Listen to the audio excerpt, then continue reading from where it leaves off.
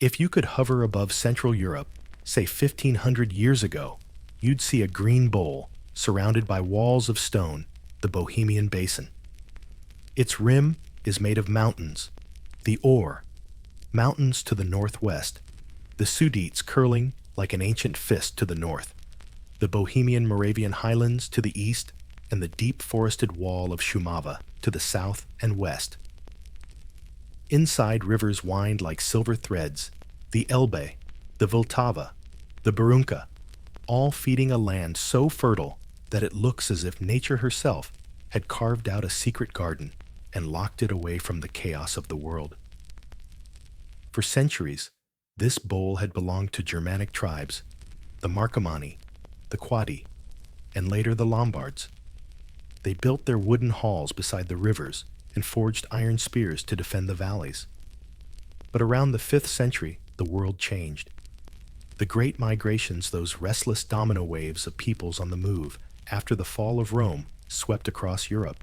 Goths, Vandals, Huns, and Lombards all came and went, leaving only their ghosts and a scattering of broken pottery. By the 6th century, the fertile basin lay half empty. The villages abandoned the forests, creeping back over forgotten roads. Then came the Slavs. They arrived quietly, not as conquerors, but as settlers filtering into the valleys from the northeast, from the marshes and meadows of what is now Belarus and Ukraine. Archaeology tells their story in fragments, coarse handmade pots with geometric decorations, sunken floor huts with charred hearths, and iron sickles still sharp after 1,500 years in the ground. They cleared the riverbanks, planted millet and barley, built little timber villages where the air smelled of wet clay and smoke, and sang songs that no Roman chronicler ever heard. Unlike the Germanic warlords before them, these newcomers did not build cities or monuments. Their world was local, communal, almost stubbornly modest. Life revolved around the Zadruga, an extended family group of farmers and herders who shared workland and even the same oven. To an outsider, they might have looked simple, but there was order here, a quiet, sturdy rhythm of survival in a place too often torn apart by ambition. Their homes stood low and square, thatched with reeds, their livestock wandering between the huts. And above these tiny worlds rose the beginnings of something new, the Grad and early Slavic hill fort. Perched on rocky hills above rivers, these forts were built from timber and earth ringed with ditches and wooden palisades.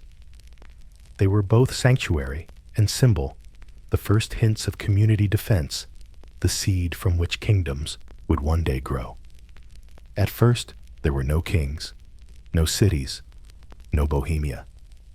Just tribes with names that would sound foreign even to later Czechs, the Czechs, the Dudlibi, the Lucene, the Zličane.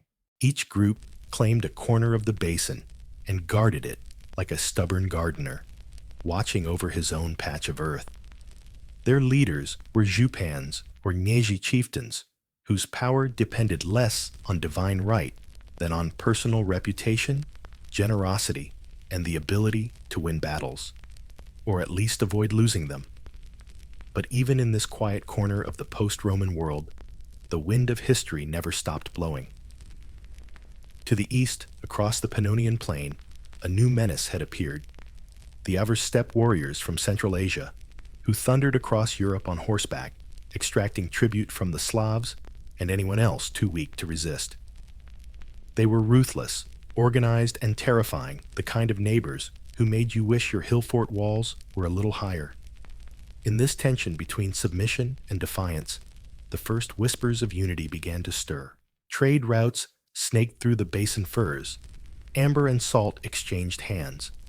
Iron tools from the Moravian hills met Byzantine coins that gleamed like moonlight in a farmer's palm. People began to realize that their valley was not as isolated as it seemed, that being small and scattered made them vulnerable. Somewhere in the forests near the Vltava, someone must have begun asking a dangerous question. What if we stood together? The evidence of early cooperation appears in strange places. A wooden idol found in a Czech river shows traces of ritual, cuts a pagan offering for safety, perhaps before battle. Jewelry caches buried hastily and never recovered suggest raids and shifting alliances. Each find is a whisper of a world balancing between survival and structure between tribe and state. By the dawn of the 7th century, the Bohemian Basin was no longer just a quiet refuge. It had become a crossroads. To the west lay the Franks, ambitious Christian, and always eager to civilize their neighbors. To the east, the Avar Khaganate demanded tribute and obedience. Caught between these giants, the Slavic tribes of Bohemia faced a choice: submit, scatter, or unite. Somewhere among them, in the stories handed down by chroniclers centuries later, would emerge a figure both improbable and historic, Samo, a Frankish merchant, who would lead Slavs to their first taste of independence. But that is the next chapter. For now, imagine the forests of early Bohemia, mist rising from river valleys, the clang of an iron plow, in the distance smoke curling above wooden huts, and the hum of a people slowly discovering their collective heartbeat. Out of these quiet beginnings, a kingdom was waiting to be born. If you had wandered through Central Europe around the year 620, you might have thought the age of empires was gone forever. The Roman world had collapsed into fragments, and every forest seemed to have its own petty chieftain. Yet in the middle of this chaos, amid pagan shrines and timber huts, something astonishing happened. A merchant became a king. His name was Samo, and depending on which historian you ask, he was either a practical genius, a lucky opportunist, or the most unexpected founder of a Slavic confederation in history. Samo wasn't even Slavic by birth, at least not as far as anyone can tell. He was a Frank, a trader, from what is now France or Western Germany, who drifted east to do business among the Slavs. Picture him trudging along forest paths, with a pack mule and a handful of goods, textiles, weapons, maybe wine, trading with tribes who prized iron blades more than gold.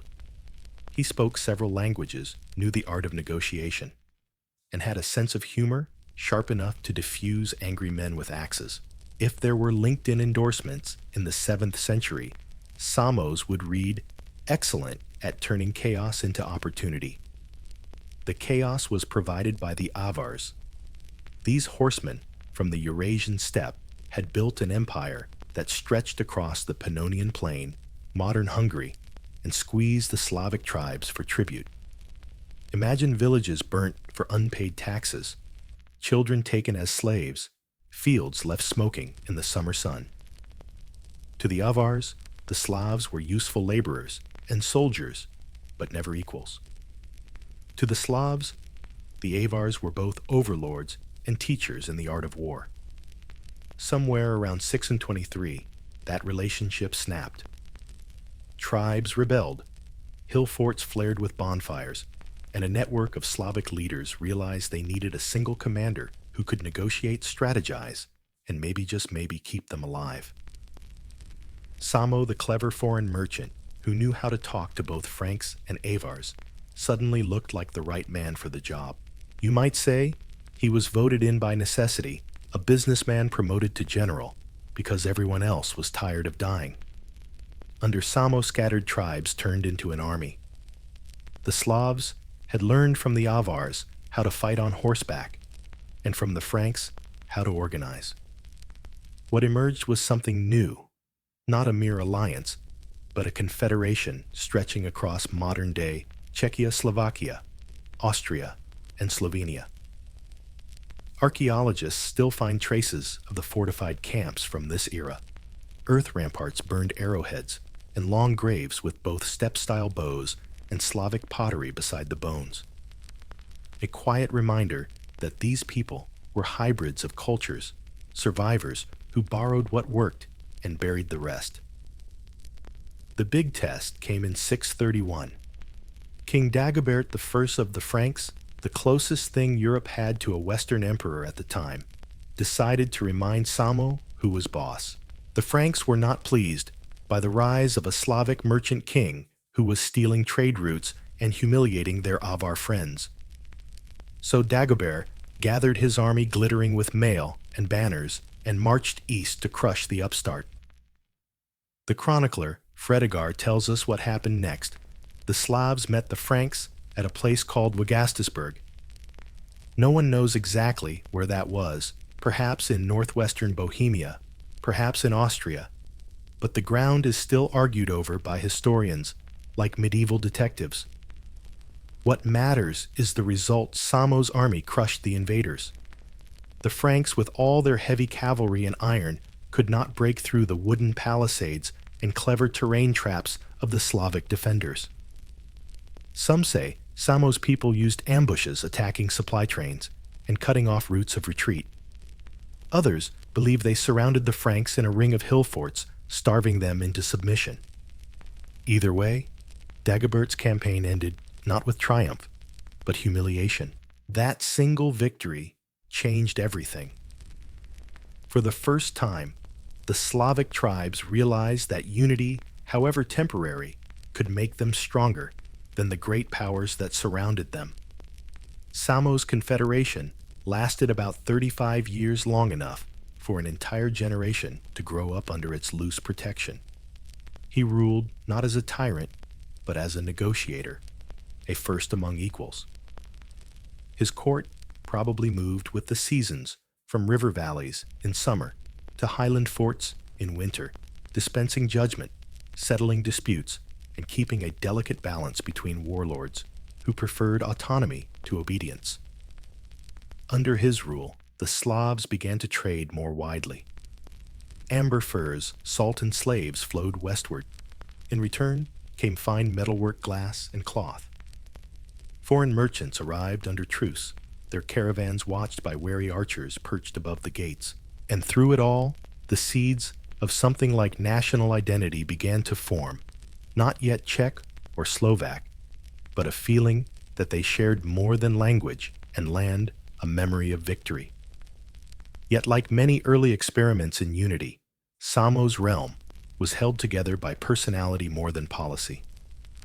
When he died, around 658, the Confederation fractured almost overnight. The tribes returned to their independent ways, each retreating to its own hills and riverbanks. But the precedent remained the idea that a leader could emerge from among them to unite the land. The memory of that possibility would echo through centuries of legend and politics long after Samo's name was half forgotten. It's strange to think that Bohemia, a land famous for saints, scholars, and reformers, began its march toward nationhood under the banner of a foreign trader. Stranger still, that so little of Samo's world survives, except the broad strokes, the fort walls, the burned arrowheads, a few lines in a Frankish chronicle. But his story lingered in folklore as proof that the Slavs could stand up to empire and win, if only they stood together. In the forests and fields he once ruled, new generations grew still pagan, still divided, but increasingly sophisticated. Their wooden temples smoked with sacrifices to Perun, god of thunder, and Mokosh, goddess of the earth. At night, fires burned on the hilltops to mark boundaries and call warriors to council. Trade routes became permanent roads. The hill forts began to look more like small towns. In the heart of the basin, beside a river that cut through the hills, a settlement would rise that captured the imagination of storytellers for 1,000 years. Its name, the legend says, was spoken by a woman who could see the future, Prague, the threshold. But that part of the tale comes later, half myth and half memory. For now, Bohemia remains what it has always been, a basin of green valleys and guarded passes, a crossroads of tribes and travelers, where even a wandering merchant could become a king, if only he understood how to speak to ghosts, gods, and men. If Samo's confederation was the spark, then the next great story was the fire that gave the Bohemians their mythic soul. Every land needs an origin tale, one that makes its people feel they were destined, not just assembled by accident. For the Czechs, that story begins not with a conqueror, but with a woman who could see the future. Her name was Libuše, princess judge, prophetess, and the last voice of an age before kings. Her story was first written down by Cosmas of Prague in the 12th century, but it was old even then, polished by generations of storytellers who whispered it by candlelight. Like all good legends, it begins in peace and ends in prophecy. Once upon a time, after Samo's confederation had long since crumbled, the tribes of Bohemia lived in uneasy harmony. They were led by a wise man named Krok, who ruled from a wooden fort at Vyšehrad, a rocky bluff above the Vltava River. When Krok died, his 3 daughters inherited his gifts: Kazi the healer, Teda the priestess, and Libuše the seer. Libuše's wisdom was said to surpass that of any man. She judged disputes from her hilltop court beneath the shade of an ancient linden tree, while her attendants stood in silence, awed by her fairness. She spoke softly but decisively, and the people obeyed, at least for a while. But this was early medieval Europe, and let's be honest, men have never been famous for accepting women in charge. One day, 2 noblemen quarreled over land. When Libuše ruled in favor of one, the other erupted in fury. "Shame on us," he shouted, "that we let a woman judge us. We need a man to rule, not a woman who hides behind riddles and dreams." The crowd murmured in agreement, as crowds tend to do when one loud voice gives them an excuse to be small. Libuše did not argue. She simply lifted her hand for silence and said, "Then you shall have your man, but know this, he will be chosen, not by pride, but by fate." According to the legend, she instructed her people to follow her white horse out into the fields. Wherever it stopped there, they would find the man destined to be their ruler. And so the nobles set out, chasing the horse through meadows and forests, until it halted before a farmer plowing his field.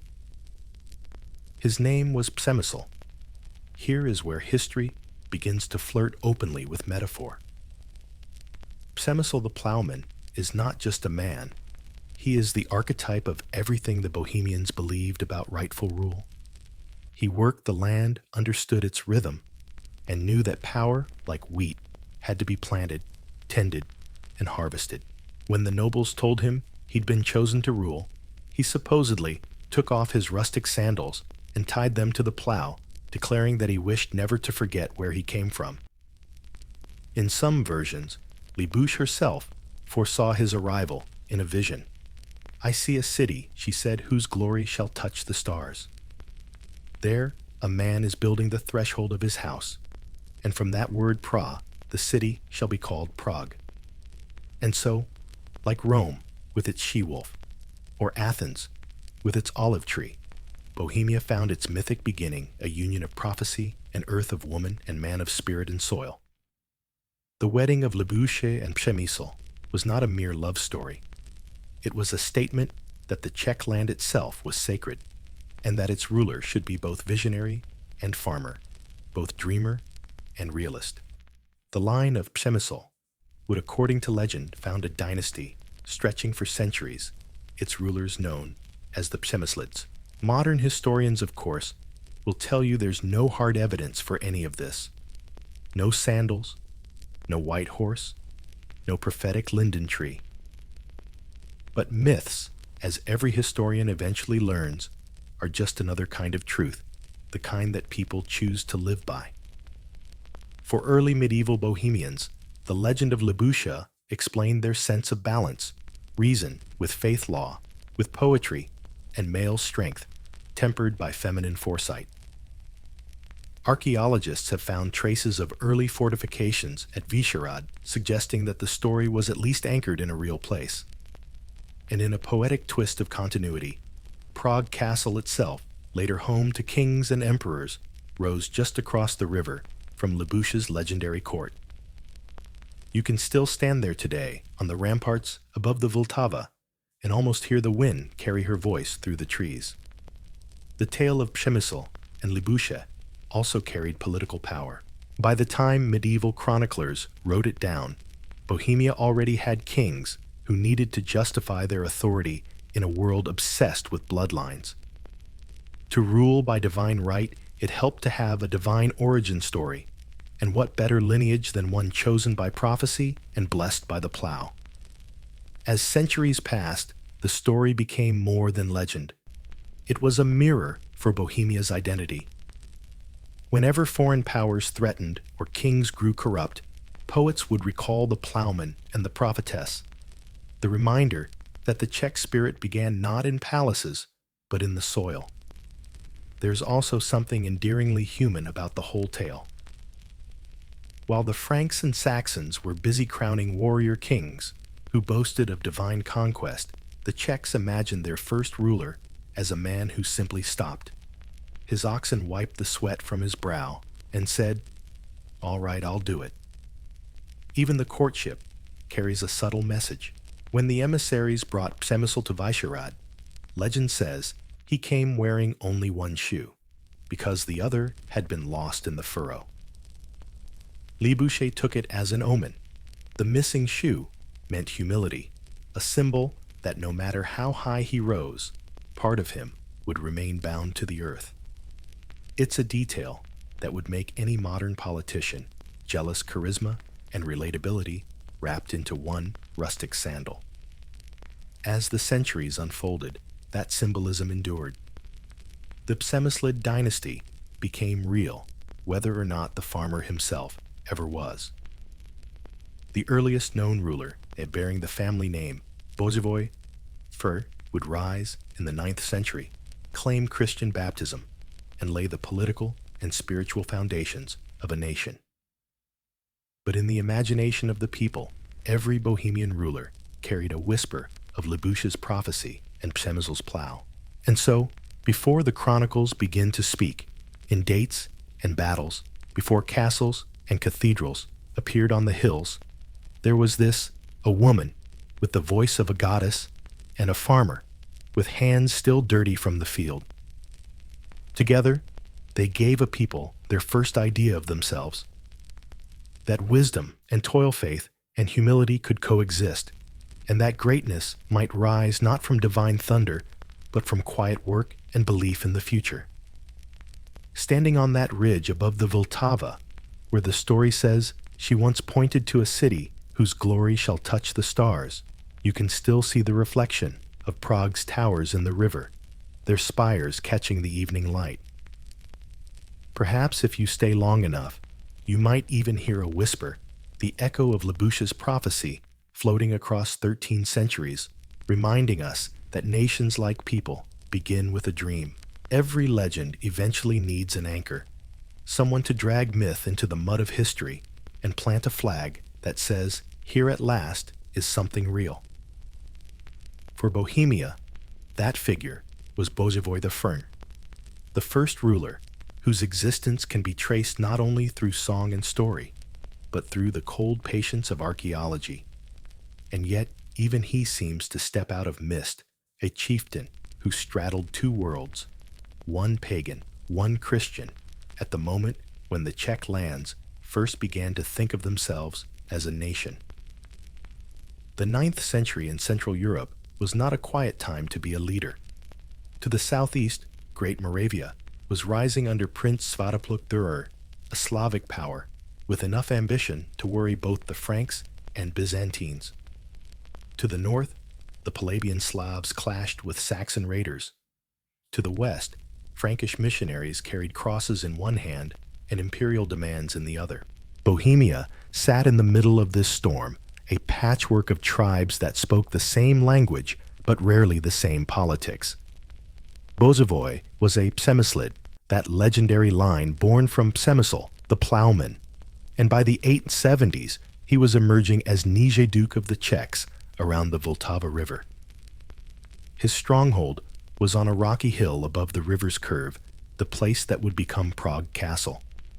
It wasn't yet a city, not even a real castle, just earth ramparts and timber palisades overlooking trade routes that carried salt furs, amber, and the occasional rumor of distant wars. At this point, Bohemia was still officially pagan. The old Slavic gods ruled the landscape: Perun, the thunderer; Veles, the lord of cattle, and the underworld, and the forest spirits who lurked just beyond the firelight. Sacrifices, sometimes grain. Sometimes animals were still offered to ensure harvests and victory. But change was creeping in from the east. Christianity had already taken root in Great Moravia, spread by two brothers from Byzantium, Cyril and Methodius, who arrived with a gift more powerful than any sword: the written Slavic alphabet, and the idea that God could speak your language. Methodius, by then Archbishop of Moravia, preached to nobles and peasants alike, teaching prayers not in Latin, but in the tongue of their ancestors. To a practical ruler like Boživoj, this new faith came with tempting advantages: literacy, diplomacy, and access to the growing network of Christian states that defined political legitimacy in the 9th century world. According to later chronicles, Boživoj's conversion came after a visit to Svatopluk's court around 883 AD.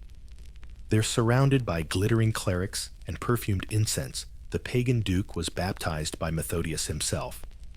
It was not a purely spiritual decision. Accepting baptism meant alliance protection from Moravia's armies and recognition by the Christian world. It was the medieval equivalent of joining the biggest international club on earth. When Boživoj returned to Prague, the reaction was mixed. Many of his nobles and warriors weren't exactly thrilled about trading thunder gods for crucifixes. The new rituals felt foreign. The idea of a single, invisible god seemed abstract compared to the comforting familiarity of sacred groves and hearth offerings. Resistance simmered. Some historians even suggest Boživoj was briefly expelled by a pagan uprising before reclaiming power with Moravian support, a reminder that faith in politics has always been easier to announce than to enforce. Yet Boživoj's Christianity wasn't all spectacle. Excavations at Prague Castle revealed the remains of a small circular church, the Rotunda of the Virgin Mary, built during his reign, the first stone Christian structure in Bohemia. Its foundations are still visible today beneath later Gothic layers, a modest footprint barely 12 meters across, but revolutionary in meaning. Within its simple walls, the first Czech Christians would have gathered by torchlight, whispering Latin prayers, while the drums of pagan rituals echoed faintly across the hills. From this hilltop chapel, Boživoj began to weave together religion, trade, and governance. He positioned Prague at the crossroads of European commerce between Bavaria and Poland, between the Danube and the Baltic. Merchants passing through paid tolls that enriched the Přemysliv treasury, and their presence brought coins, news, and technologies.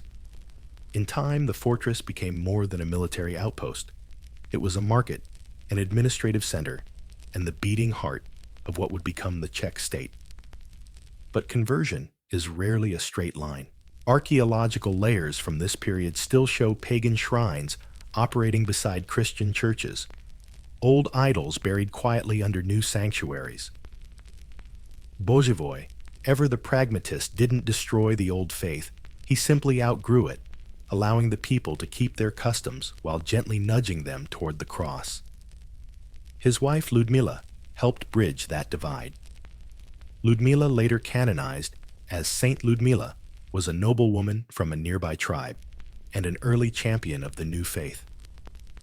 Where Boživoj built alliances, she built believers.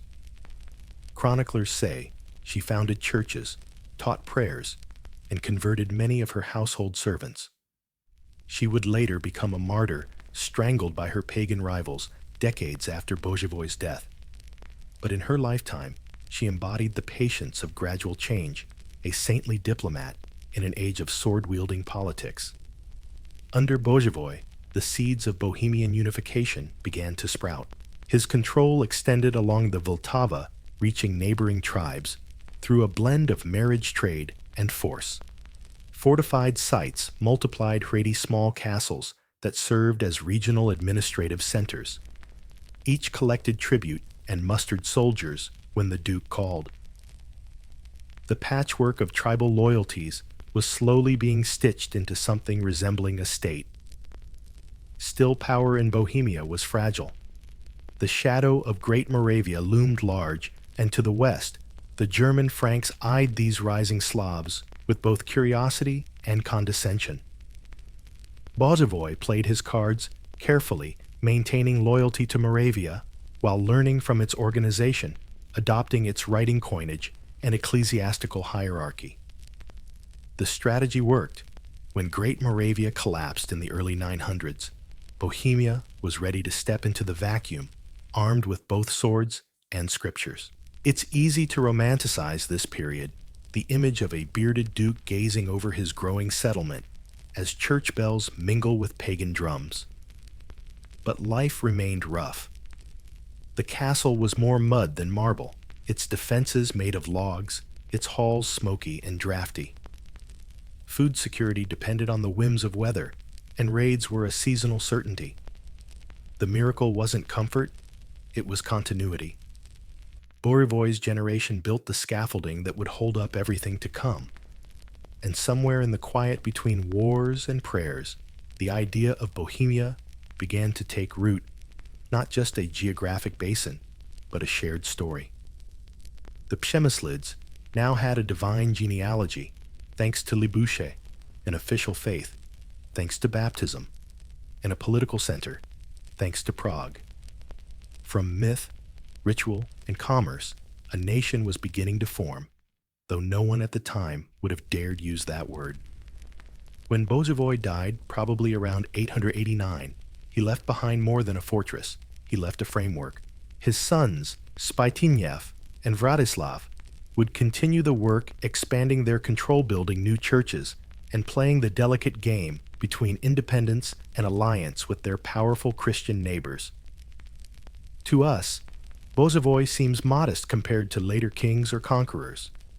He didn't rule an empire or carve his name in marble, but his legacy lies in the quiet courage of transformation, the moment when a pagan chieftain chose a new faith, not because of revelation or miracle, but because he saw the future coming and decided to walk toward it.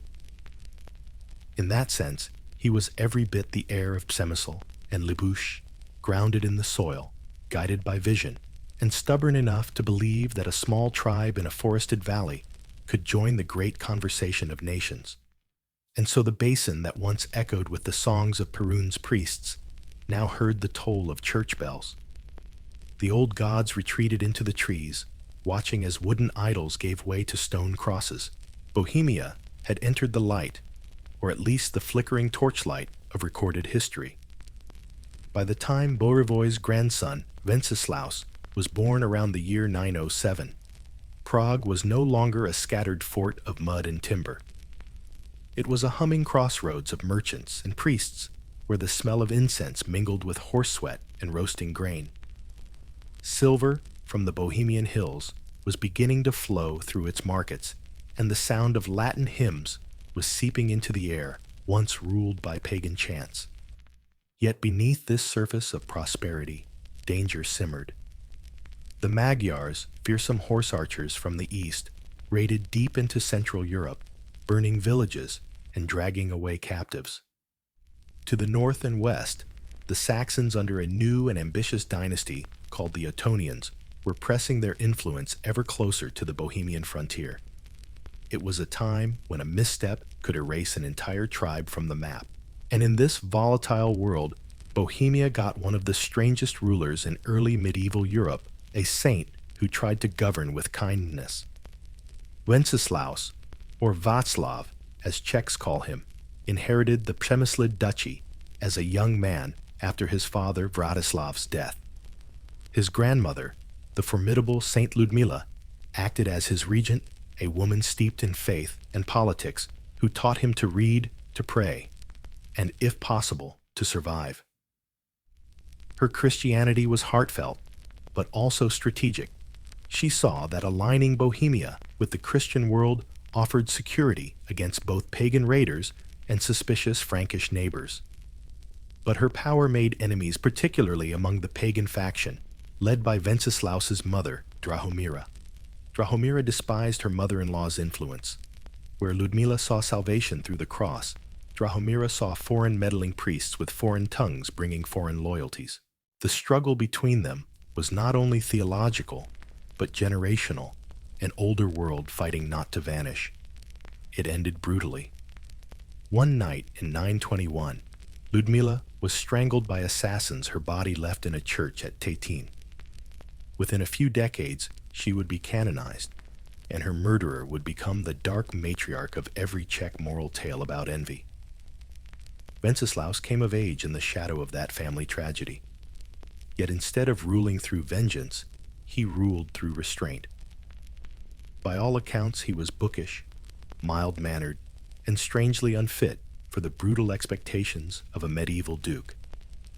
While other rulers bragged about their conquests, Wenceslaus built churches, founded monasteries, and spent mornings distributing food to the poor outside Prague's gates.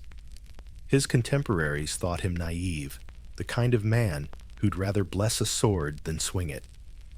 But in an era when mercy was mistaken for weakness, that gentleness became something revolutionary. He also understood the art of survival through diplomacy. The Magyars were raiding the plains, but Wenceslaus avoided open confrontation. Instead, he fortified key routes, built refuges, and quietly sent emissaries to Otto the Great's Saxon court, recognizing that a friendship with the future Holy Roman Emperor was safer than defiance. He agreed to pay tribute, a humiliating gesture, perhaps, but one that bought peace and preserved Bohemian autonomy. In doing so, he laid the first stone of a pragmatic Czech tradition, bending without breaking. Later, chroniclers, especially Cosmas of Prague, would describe him as a ruler guided by divine wisdom. Yet his real gift was political instinct. He knew when a fight would destroy him. At home, Wenceslaus strengthened Christian institutions with quiet zeal. He completed the construction of the Rotunda of St. Vitus at Prague Castle, dedicated to the Roman soldier saint, whose relics he imported from Saxony. This church, modest in size but profound in symbolism, became the nucleus of Czech spiritual life. From that simple round sanctuary would rise centuries later the vast Gothic cathedral that still dominates Prague's skyline. Yet for all his faith and patience, Wenceslaus was not loved by everyone. The old noble families, proud, restless, and still half-pagan, saw his peace with the Saxons as submission, and his charity as weakness. They grumbled that their duke preferred monks to warriors' prayers to plunder. Among those discontented nobles was his younger brother Boleslaus. Boleslaus had ambition enough for both of them. He commanded his own retainers, ruled from his fortified seat at Stara Boleslav, and cultivated the support of nobles who yearned for a harder, more traditional rule. To them, Wenceslaus's Christianity was an alien softness that sapped the warrior spirit of the Czechs. And so, as happens too often in medieval history and modern politics for that matter, idealism became dangerous. The moment of reckoning came in the autumn of 929. Boleslaus invited his brother to celebrate the feast of Saints Cosmas and Damian at his stronghold. It was meant to be a family gathering, a show of unity. Wenceslaus, ever trusting, accepted. He arrived with a small escort, attended the feast, and perhaps even raised a cup to his brother. But the next morning, as he approached the chapel for morning prayers, armed men blocked his way. Words were exchanged, then shouts, then steel. Wenceslaus tried to flee to the church door to sanctuary, but Boleslaus struck him down on the threshold.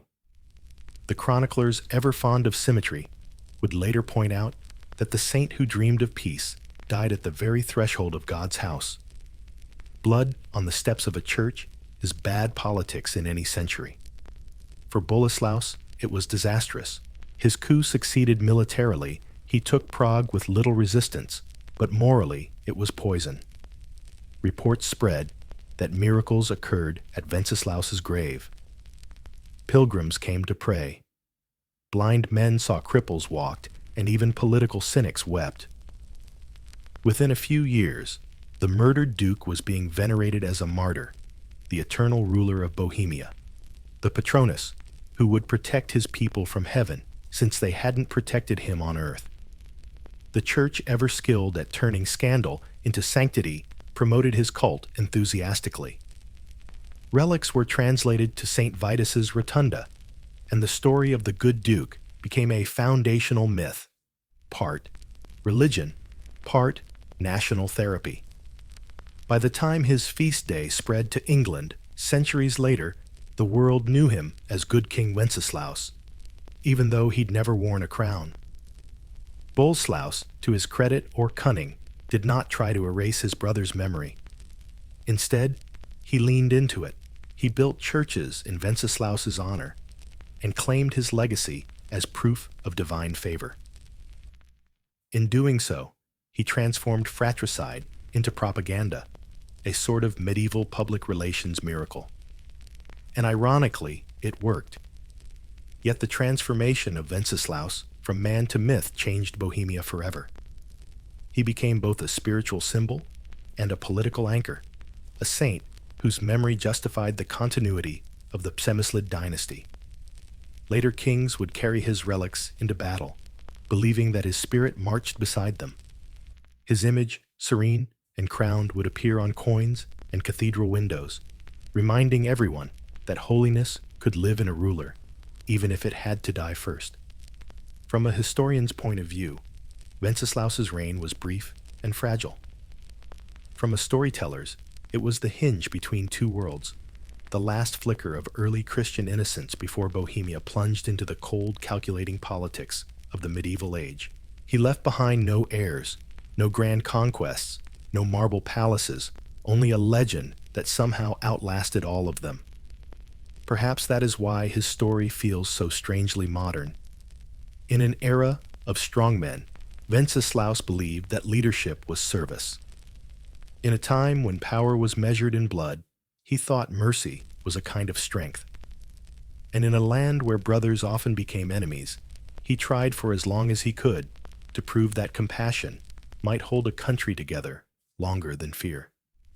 Today, if you stand in Prague Castle's courtyard on a misty morning and listen to the bells of St. Vitus Cathedral, it's easy to imagine his footsteps echoing on the cobblestones, the gentle duke walking to prayer, unaware that his brother waits in the doorway.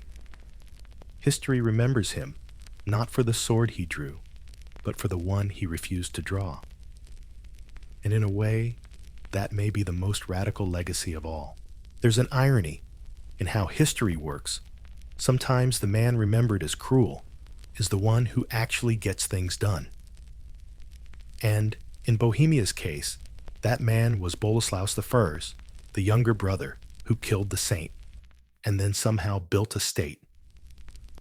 It's tempting to imagine him as a villain out of an old morality play, ambitious, cold, power-hungry, perhaps even haunted by guilt.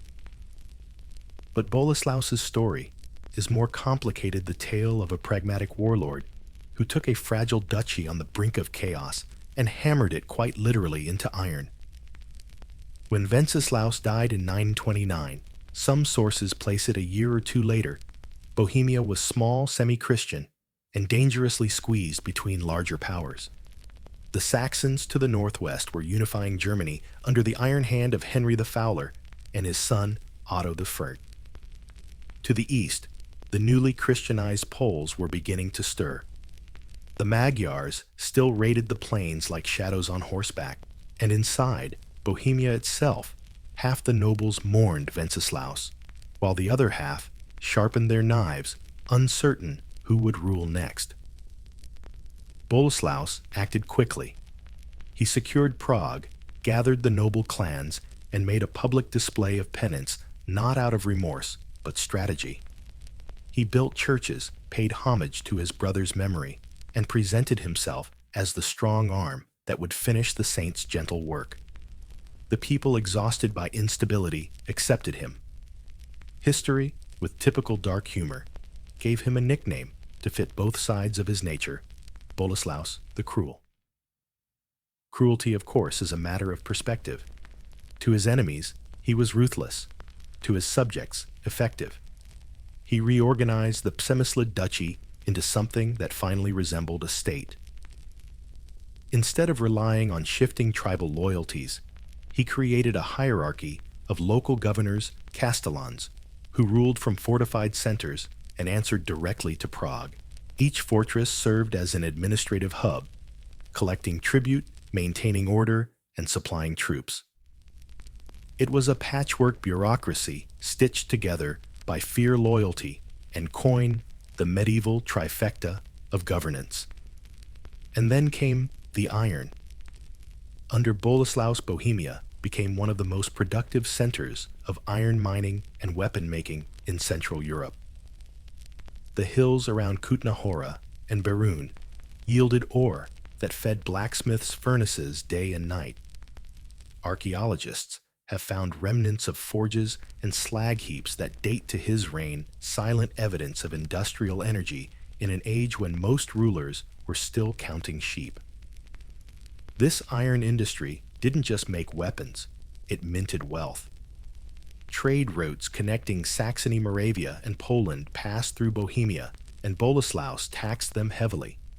He also minted the first Bohemian silver denarii, small crude coins stamped with Latin inscriptions that glittered in the hands of merchants from the Baltic to the Danube. Coinage meant legitimacy. A state that could control its money, could control its destiny. Still, Boleslaus knew that wealth meant little without defense. He built and manned dozens of new fortresses, turning Bohemia into a landscape of wooden crowns, hill forts that watched over roads and rivers. Every noble was required to supply warriors. Every free man owed military service. The result was one of the best organized armies in the region, tough, mobile, and fiercely loyal to the duke who paid them in silver and spoils. And they were needed. Otto the Führer, now king of the Germans, demanded tribute and obedience from his Slavic neighbors. Boleslaus refused. In 929, Wenceslaus had submitted to Otto's father. The younger brother would not. For nearly a decade, Bohemian and Saxon forces clashed along the borderlands. Chronicles speak of brutal raids, villages burned, prisoners enslaved, and endless skirmishes that turned the forested frontiers into zones of ash and silence. But Boleslaus was shrewd. He didn't fight for pride alone. He fought to negotiate from strength. When Otto Führer finally turned his attention elsewhere, mainly toward taming the rebellious dukes of Germany and dealing with those ever-annoying Magyars, Boleslaus offered peace on his own terms. Around 950, he became Otto's ally, rather than his subject agreeing to pay a symbolic tribute in exchange for recognition as an autonomous ruler within the empire. That alliance would prove invaluable. In 955, the Magyars swept into Germany in one of their largest invasions, yet threatening to undo everything Otto had built. Boleslaus sent a contingent of Bohemian troops to join the imperial army at the Battle of Lechfeld, a moment that would change the course of Central Europe. Imagine the scene: August heat shimmering over the Bavarian plain, the thunder of hooves, arrows cutting the sky. The Magyars, masters of mounted archery, had terrorized Europe for nearly a century, striking with lightning raids before melting back into the steppe. But this time, Otto's disciplined cavalry and his Bohemian allies held firm. The Magyars were crushed, their power shattered once and for all. In the wake of the battle, the raiders retreated to the Hungarian plain, where they would eventually settle and convert to Christianity. For Boleslaus, this victory was transformative. It wasn't just that he fought bravely. He had fought with the empire rather than against it. In the eyes of Otto, Bohemia was no longer a troublesome borderland. It was a crucial ally. From that moment on, Bohemia's place within the Holy Roman Empire was sealed never fully independent, but never fully subordinate, either an ambiguous, enduring balance that would define Czech history for centuries. Back home, peace brought prosperity. Boleslaus encouraged the growth of markets around Prague, and Mělník attracted craftsmen and even supported the church, partly out of genuine faith, partly to polish his reputation. The Christianization begun by Boživoj now advanced rapidly. Monks arrived from Bavaria, and Saxony bringing Latin books, relics, and the art of record-keeping. Bohemia, once a land of oral tradition, began to enter the written world. And yet the old habits never vanished entirely. Pagan festivals continued, often disguised as Christian feasts. Rural shrines were quietly tolerated. Boleslaus, pragmatic as ever, didn't mind. He was less concerned with saving souls than with counting taxes. As long as the people obeyed, they could pray to whomever they wished. His rule was long, nearly 40 years, and by its end, Bohemia was unrecognizable from the fractured duchy he had inherited. The fortresses had become towns, the priests had become administrators, and Prague had transformed from a hill fort into a genuine capital. The name Bohemia began appearing regularly in foreign chronicles, no longer as a backwater, but as a rising power. Even Boleslaus's family life reflected his newfound status. His son Boleslaus II was born into stability rather than struggle, a child of a state, not just a tribe. Under him, Bohemia would see the creation of its first bishopric, anchoring its faith permanently in the European Church. When Boleslaus I finally died, around 967, he left behind no songs of sainthood, no gilded legend, only infrastructure, coinage, and order. The chroniclers, uncomfortable with his brutality, remembered him with grudging respect. One called him Phareus Dux, the Iron Duke. It was a fitting epitaph. Iron, hard, necessary, unlovely. The substance that built swords, gates, and spades, all the tools of civilization and conquest. If Wenceslaus had been the heart of early Bohemia, Boleslaus was its spine. Without him, the gentle piety of his brother would have faded into legend without a nation to remember it. And so, in one of those paradoxes, history seems to love the murderer of a saint became the maker of a state. The bells that rang for Wenceslaus's soul also told for the birth of a country strong enough to stand among its neighbors. And somewhere, one imagines Boleslaus III, the Iron Duke, might have allowed himself a grim smile. He had built by blood and by will something that would outlive both his cruelty and his name. When the Iron Duke died, the clang of hammers in Bohemia didn't stop. His son Boleslaus II inherited a land humming with forges, fortified towns, and a treasury fuller than any Czech ruler had ever seen. Yet what his father had built in iron, the son sought to temper with faith. Under his rule, Bohemia took another decisive step away from tribal chieftaincy and towards something that could finally call itself a Christian kingdom. But as always, in this country, ringed by mountains, and ambition, piety, and politics walked hand in hand and sometimes tripped each other on the way to church. When Boleslaus II came to power around 967 CE, the world was changing fast. His ally, Otto of Fur, had turned the German crown into the Holy Roman Empire, a shimmering lattice of duchies, bishoprics, and loyalties held together by the belief that Christ and Caesar could share the same throne. To the north, Poland was rising under Mieszko I, another pragmatic warlord, newly baptized and eyeing expansion. In this volatile neighborhood, religion wasn't just salvation, it was statecraft. Boleslaus understood that as long as Bohemia's church was dependent on German clergy and Bavarian bishops, his duchy would never be truly sovereign. Christianity had taken root under his father and grandfather, yes, but it had foreign roots, and foreign roots grow foreign vines. If he wanted Bohemia to stand on its own, he needed a homegrown church with its own bishop, its own clergy, its own sacred legitimacy. And so began one of the most strategic acts of nation building in early Czech history, the creation of the Bishopric of Prague. The plan required both diplomacy and humility. You couldn't simply declare yourself holy. You had to be recognized as holy.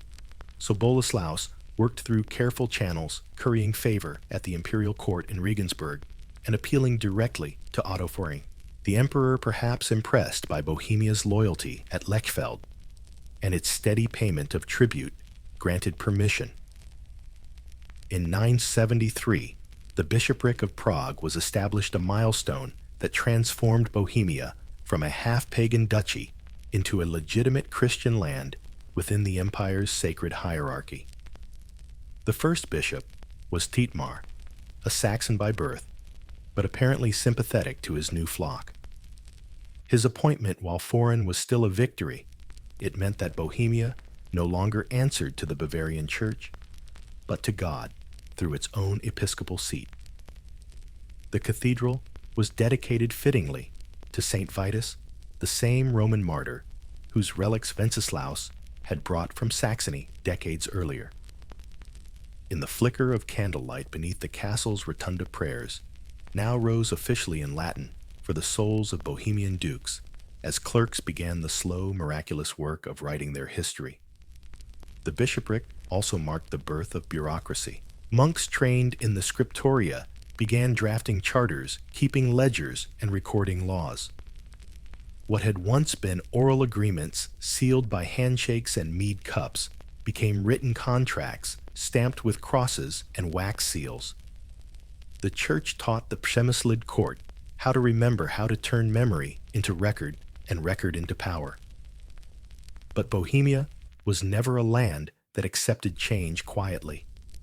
While the Duke built churches and minted coins, resentment festered among noble families who missed the freer days of tribal rule. The old gods were gone, but the old rivalries weren't. Boleslaus II, unlike his father, was less iron and more silver, gentler cultured, and perhaps too trusting. At first, fortune smiled on him. The silver mines of Kutna Hora and Jihlava, newly exploited, poured wealth into Prague.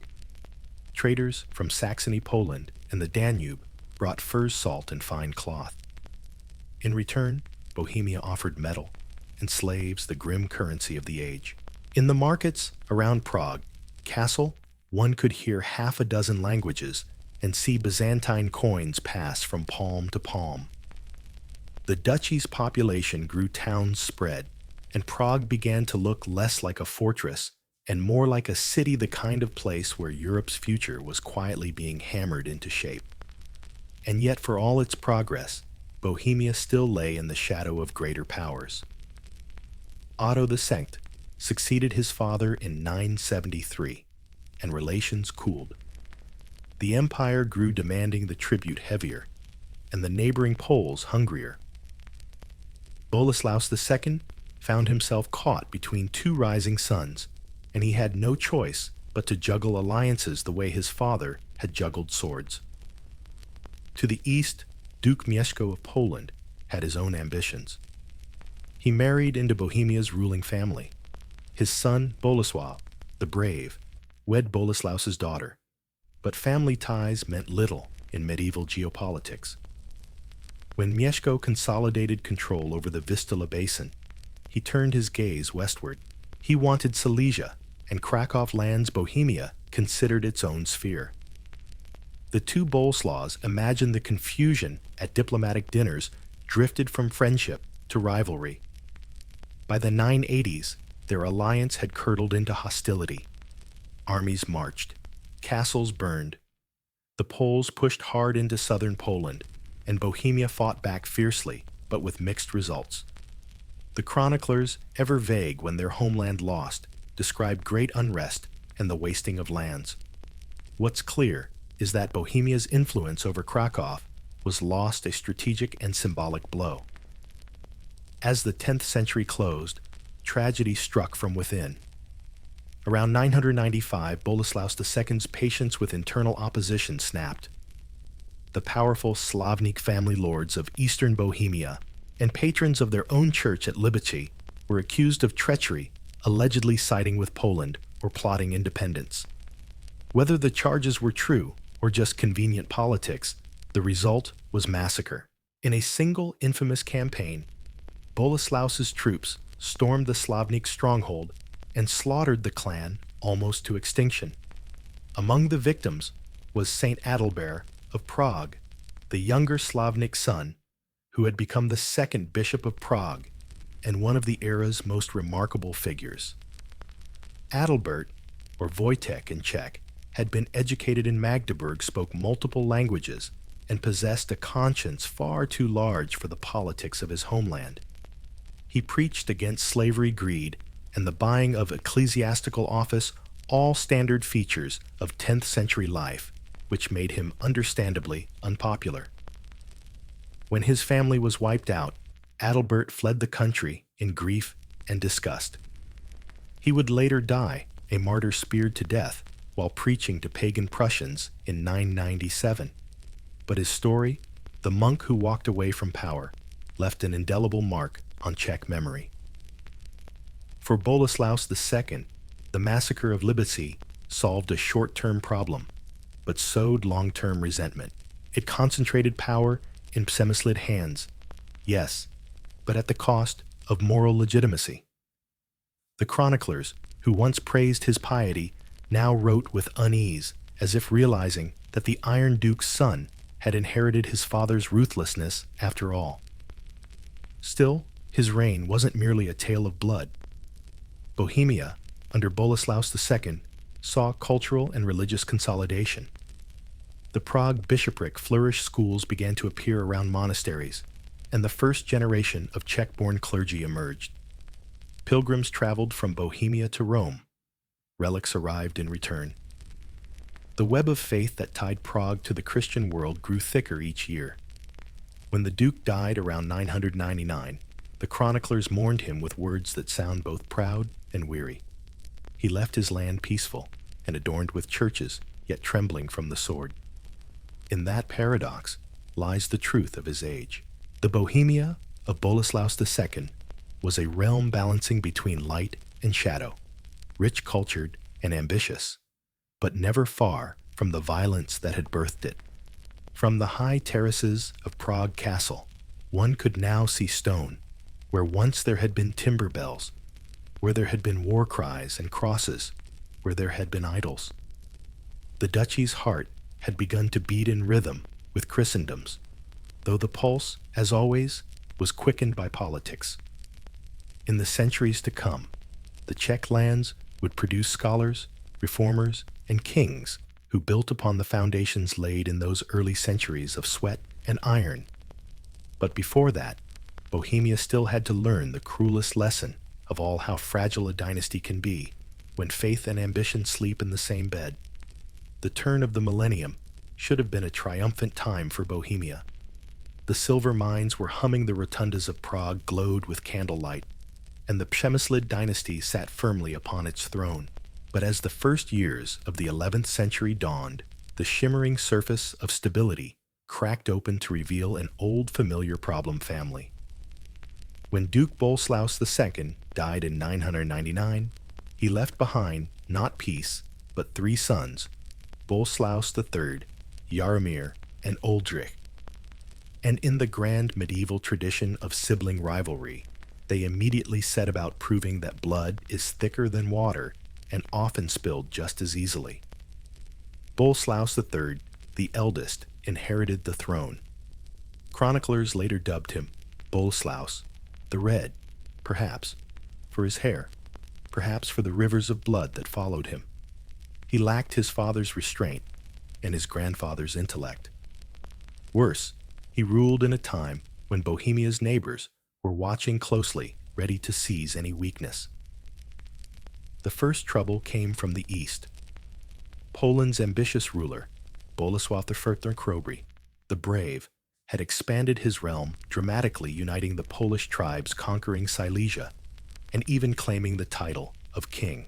The man had a taste for empire and a sense of divine destiny to match it.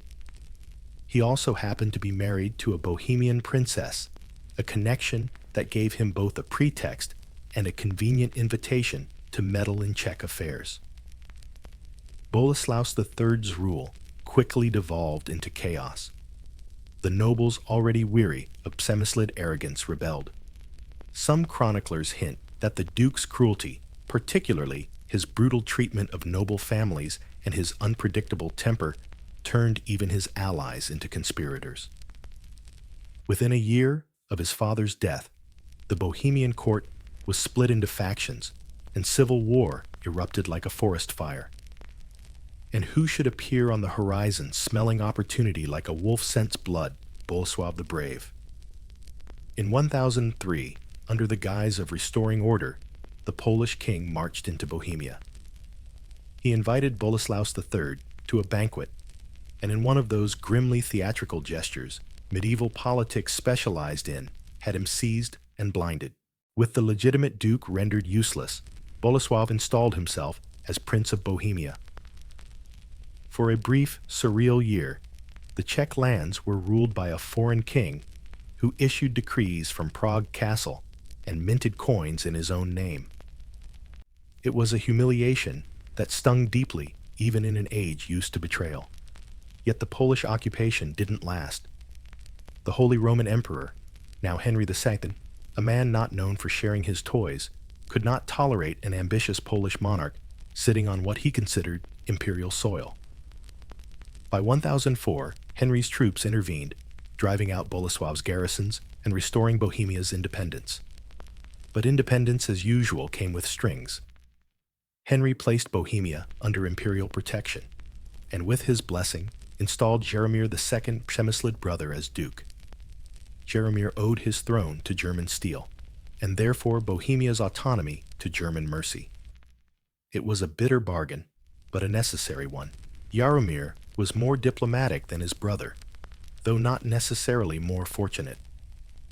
He tried to repair the damage by aligning closely with Henry II, paying tribute and supporting the empire's wars against Poland. But Boleslaw the Brave was nothing if not persistent.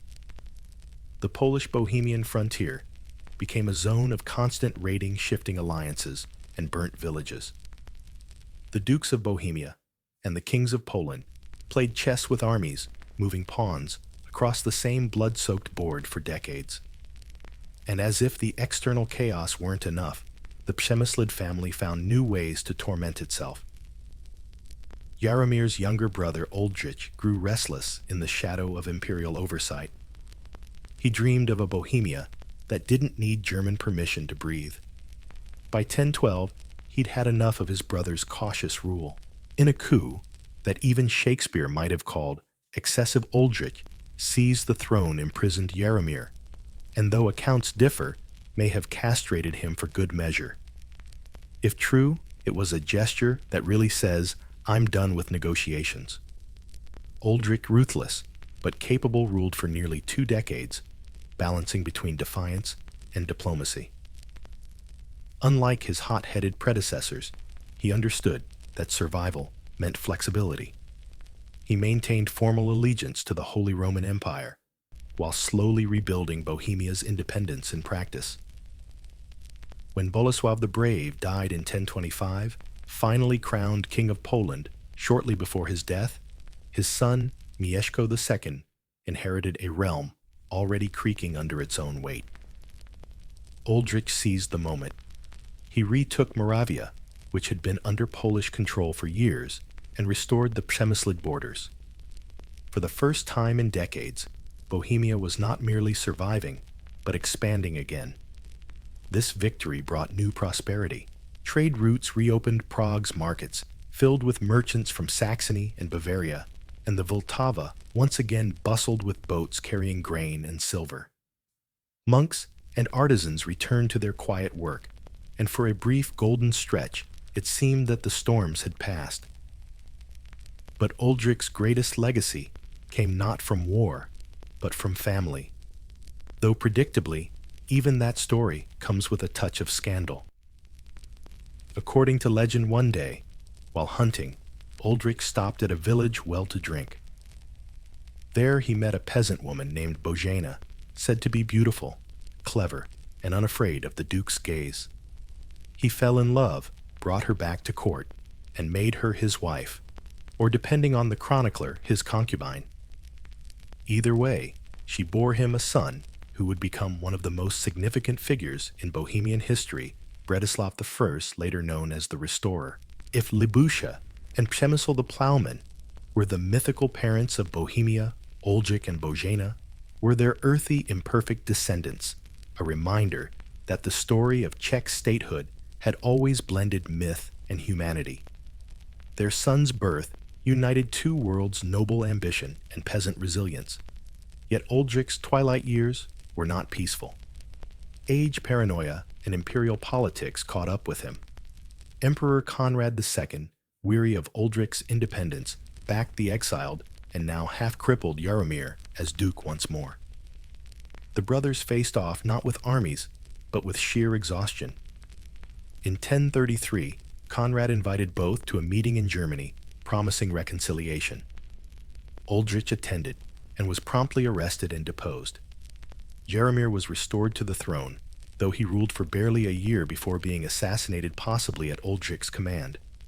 The whole saga reads less like a royal chronicle and more like a grim family drama written by fate with a quill dipped in irony. When Uldrich died in prison in 1034, he left Bohemia weary but intact.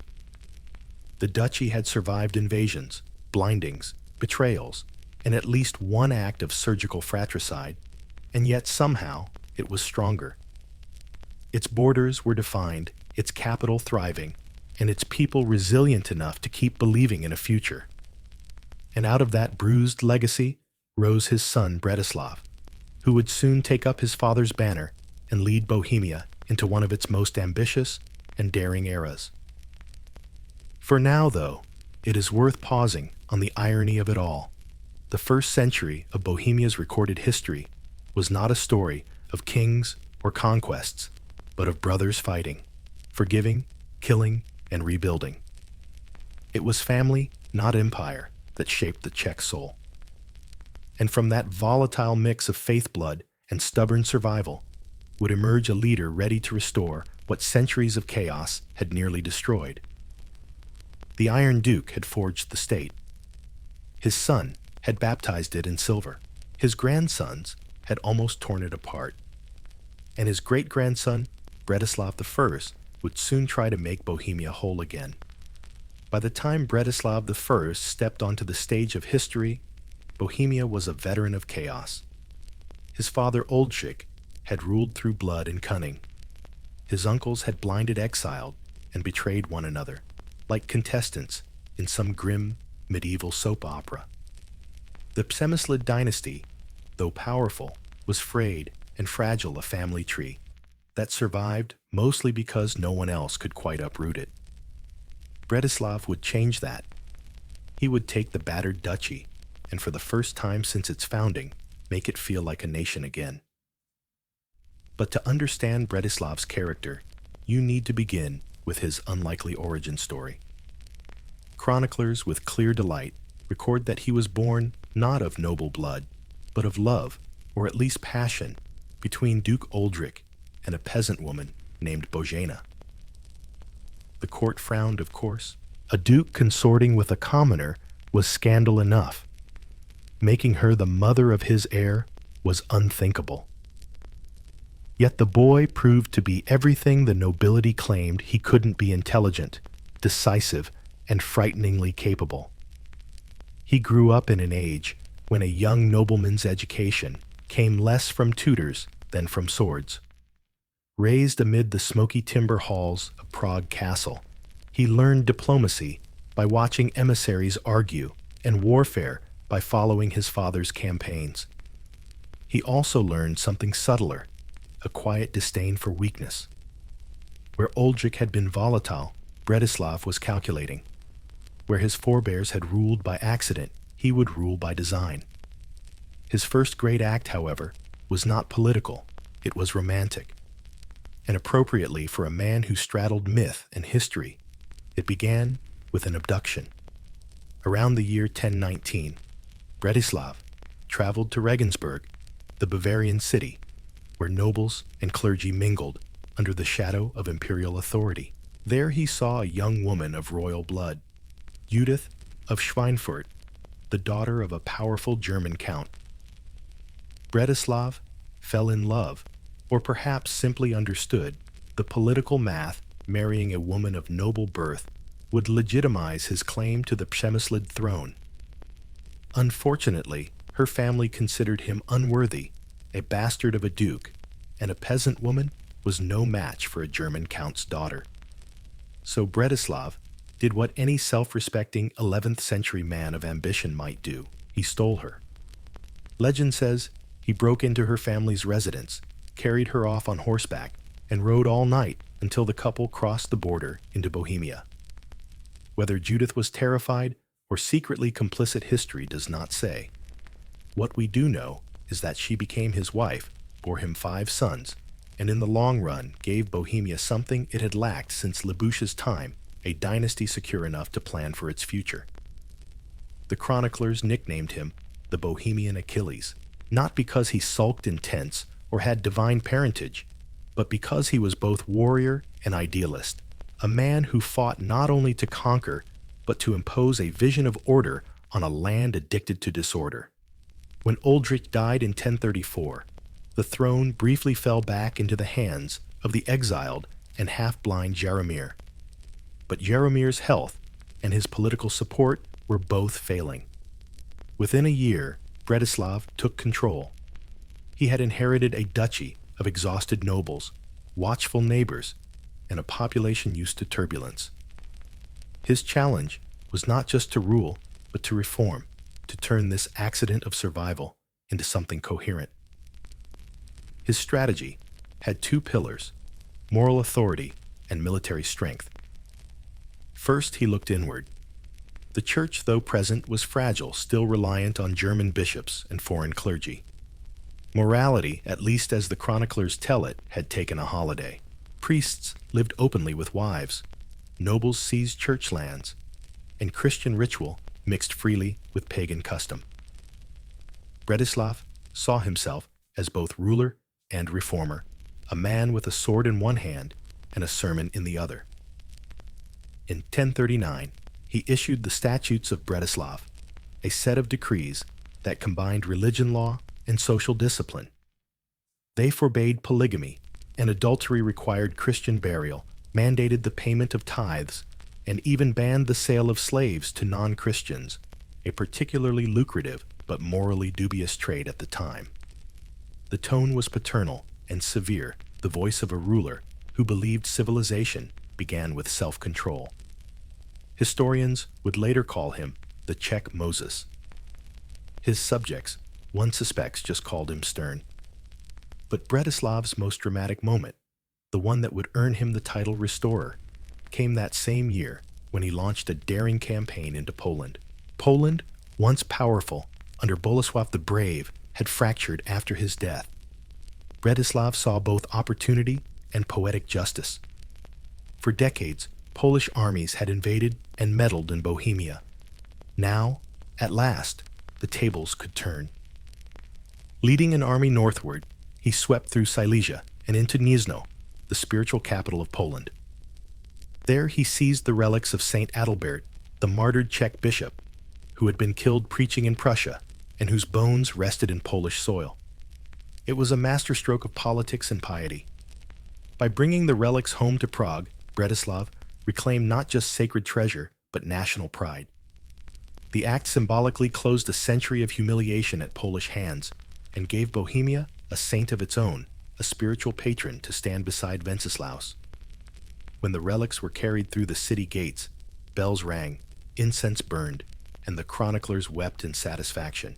Bretislav returned from Poland not as a raider, but as a lawgiver, a king in all but name. Yet his ambitions were larger still.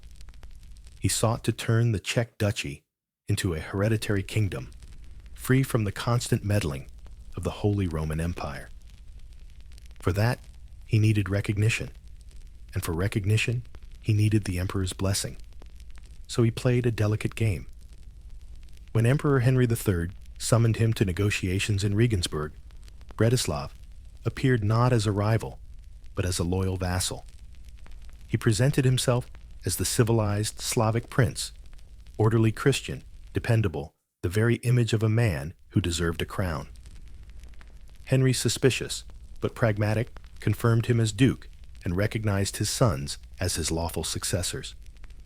Bohemia's autonomy, at least for now, was secure. At home, Bretislav continued to build. Churches rose from the profits of his Polish campaigns.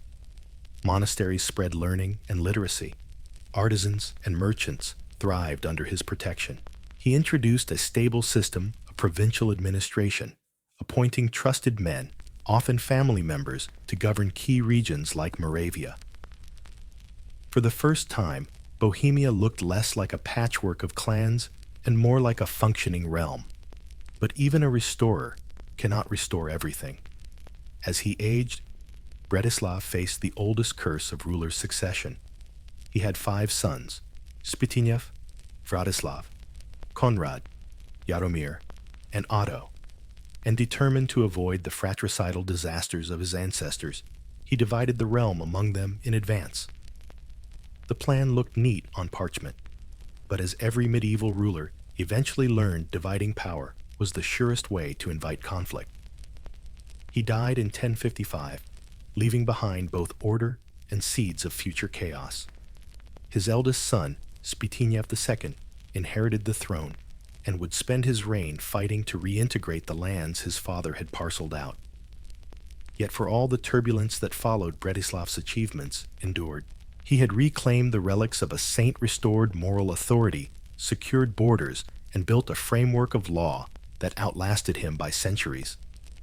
In him, the Czech people saw the fulfillment of Libuše's prophecy, a ruler who rose from humble birth to lead his land with both sword and vision. When chroniclers later called him the restorer, they meant more than politics.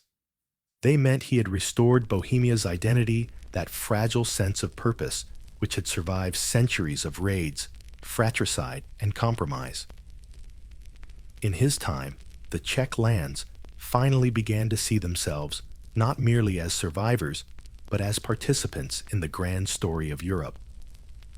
From the peasant well, where his mother once met a duke, to the golden relics he carried triumphantly into Prague, Bretislav's life formed a perfect circle, a reminder that even in the brutal calculus of medieval power, destiny sometimes smiles on the children of improbable love. When Bretislav I died in 1055, his body was laid to rest in the church of St. Vitus, beneath the vaults that his own laws had built. But outside those sacred walls, the air was already stirring with the first hints of storm. The problem was not that Bohemia lacked a ruler, it had too many. Bretislav, trying to be wise, had divided his realm among his 5 sons, according to a system that sounded elegant in theory and disastrous in practice. His plan, known later as the seniority principle, decreed that the oldest living male of the Přemyslid line would always be duke, while his younger brothers governed subordinate regions. In other words, Bohemia would have one head, but several hands, all armed. It took less than a year for those hands to start strangling each other. The eldest Zbigniew II inherited the ducal throne. His father's achievements gave him confidence, but confidence quickly hardened into suspicion. He worried that his brothers, ruling Moravia and other provinces, would carve away his authority piece by piece. So like any nervous ruler, he overcompensated. He expelled German settlers and clergy from Prague, trying to assert independence from the Holy Roman Empire, while simultaneously cracking down on his own kin. His reign, though brief, left behind a legacy of paranoia and unfinished reform. When Zbigniew died in 1061, his brother Władysław II ascended the throne, and everything changed. Władysław was not a saint nor a philosopher, but he was something even rarer in Bohemian politics, a grown-up. He had spent years governing Moravia under imperial supervision and had learned how to wield loyalty as a weapon. Where his predecessors swung swords, Vratislav wielded alliances. He understood the empire, and more importantly, he understood how to use it.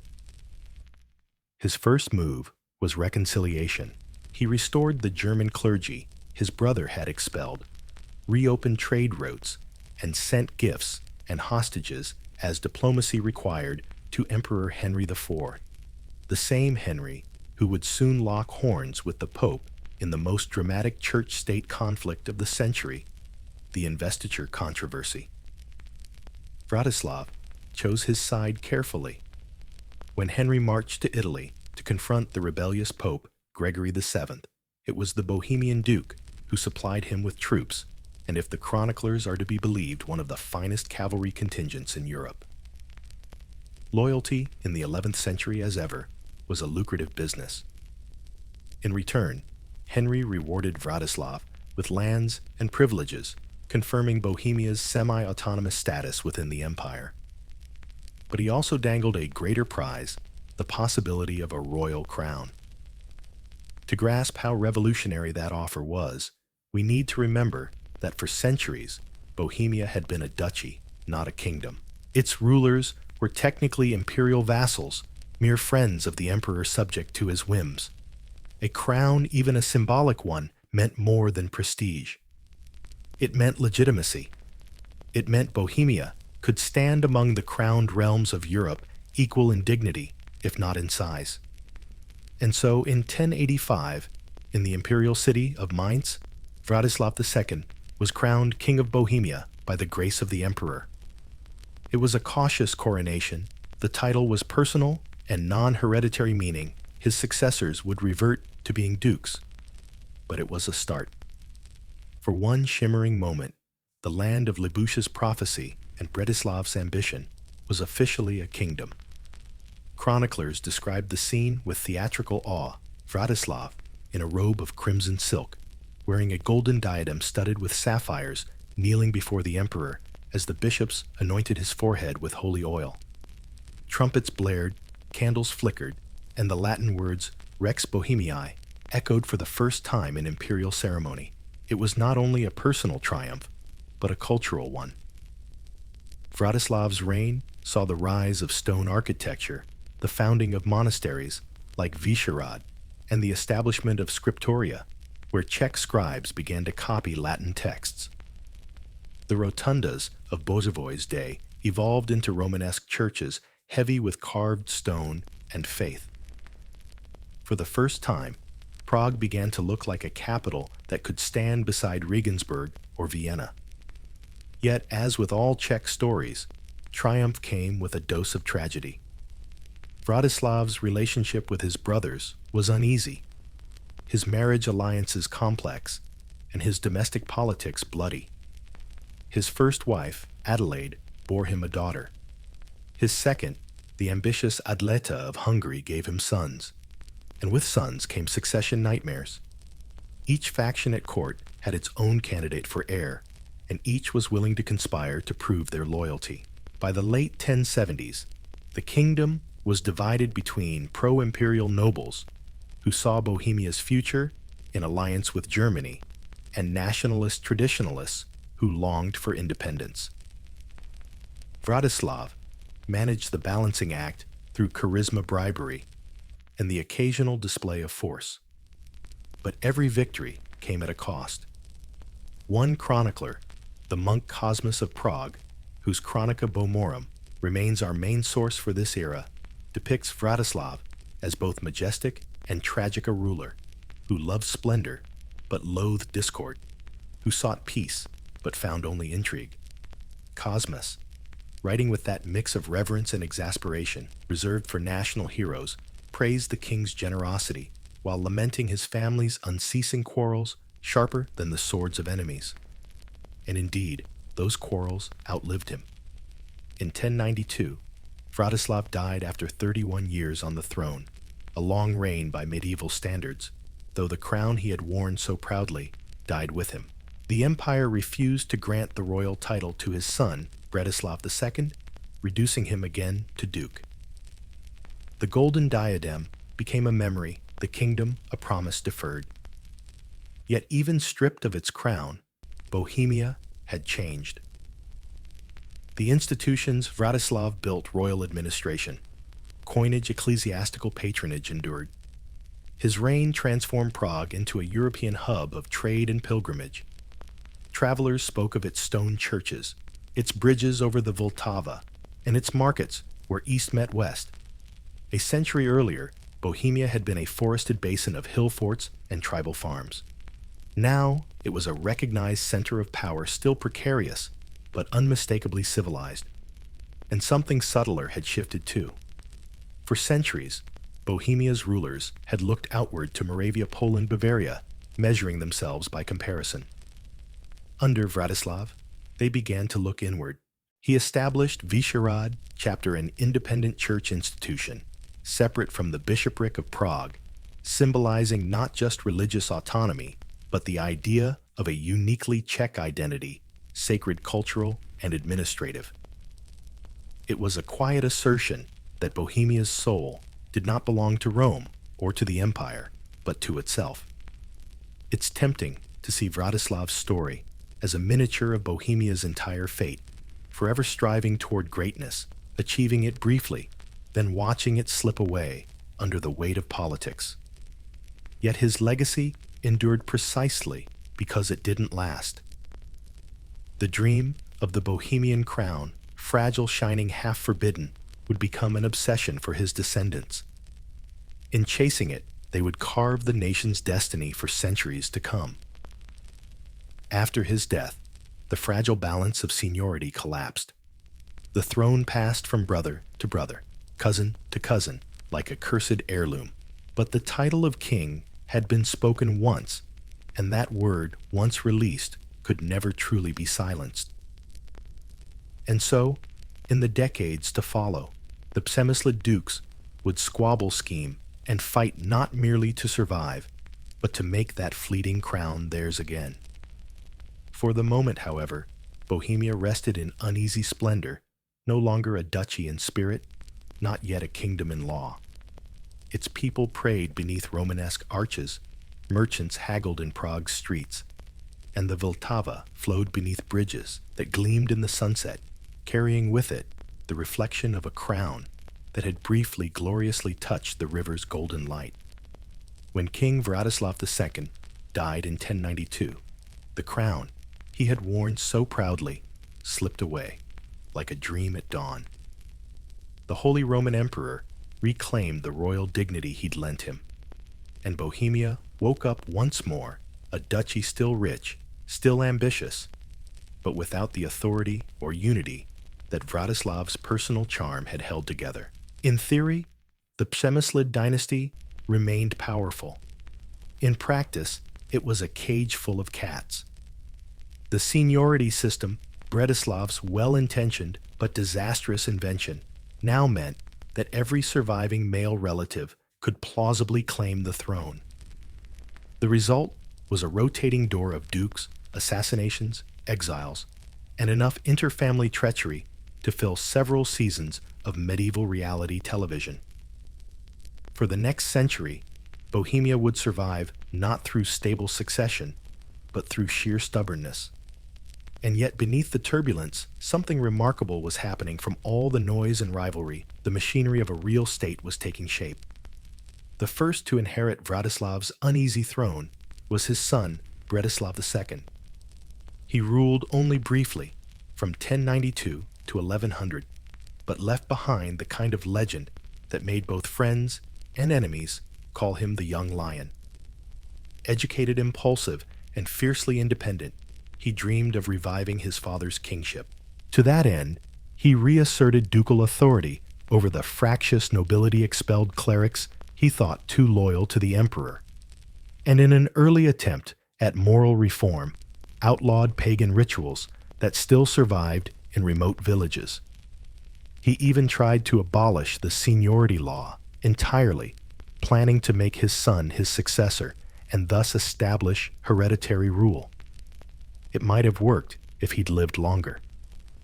But in 1100, while hunting in the Moravian forests, Bretislav II was ambushed and murdered, allegedly on orders from his cousin Boživoj II, who promptly took the throne. The cycle of betrayal had resumed, and Bohemia's reputation as the land of feuding brothers was once again safe. Boživoj's reign was defined by dependence on the empire.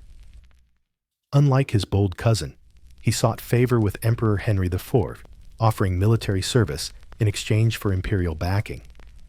But his subservience angered the local nobility, who saw in him a puppet of German interests. When Henry IV's son, Henry V, turned on his father in one of medieval Europe's most spectacular family feuds, Bohemia backed the losing side and paid dearly for it. By 1107, the emperor deposed him and installed another cousin, Svatopluk I, a man who could smile and betray in the same breath. Svatopluk II courted the empire when convenient and defied it when it suited him. His reign brought a brief flicker of stability until he too was murdered, stabbed to death at an imperial camp near Mainz in 1109. The chroniclers barely paused to note it. In Bohemia, assassinations had become as routine as harvest festivals. Yet amid this constant turbulence, the structures of power were hardening like cooling metal. The dukes built stone castles to replace wooden hill forts. Each fortress, whether in Prague, Olomouc, or Brno, became an administrative center, staffed by scribes, tax collectors, and castellans loyal to the Přemyslids, rather than to individual clans. The duke's emissaries began to travel with written charters sealed with wax-tangible proof that law could outlast the mouth that spoke it. Meanwhile, the church continued to grow in wealth and influence. The Bishop of Prague was no longer a mere spiritual guide, but a political heavyweight whose blessing could make or break a duke. Monasteries, such as Břevnov Sazava and Třebíč, became centers of literacy and diplomacy. Monks copied Latin texts, illuminated manuscripts, and served as secretaries to nobles who could barely read their own names. For all its chaos, this was the century when medieval Bohemia matured an adolescence full of rebellion, but also discovery.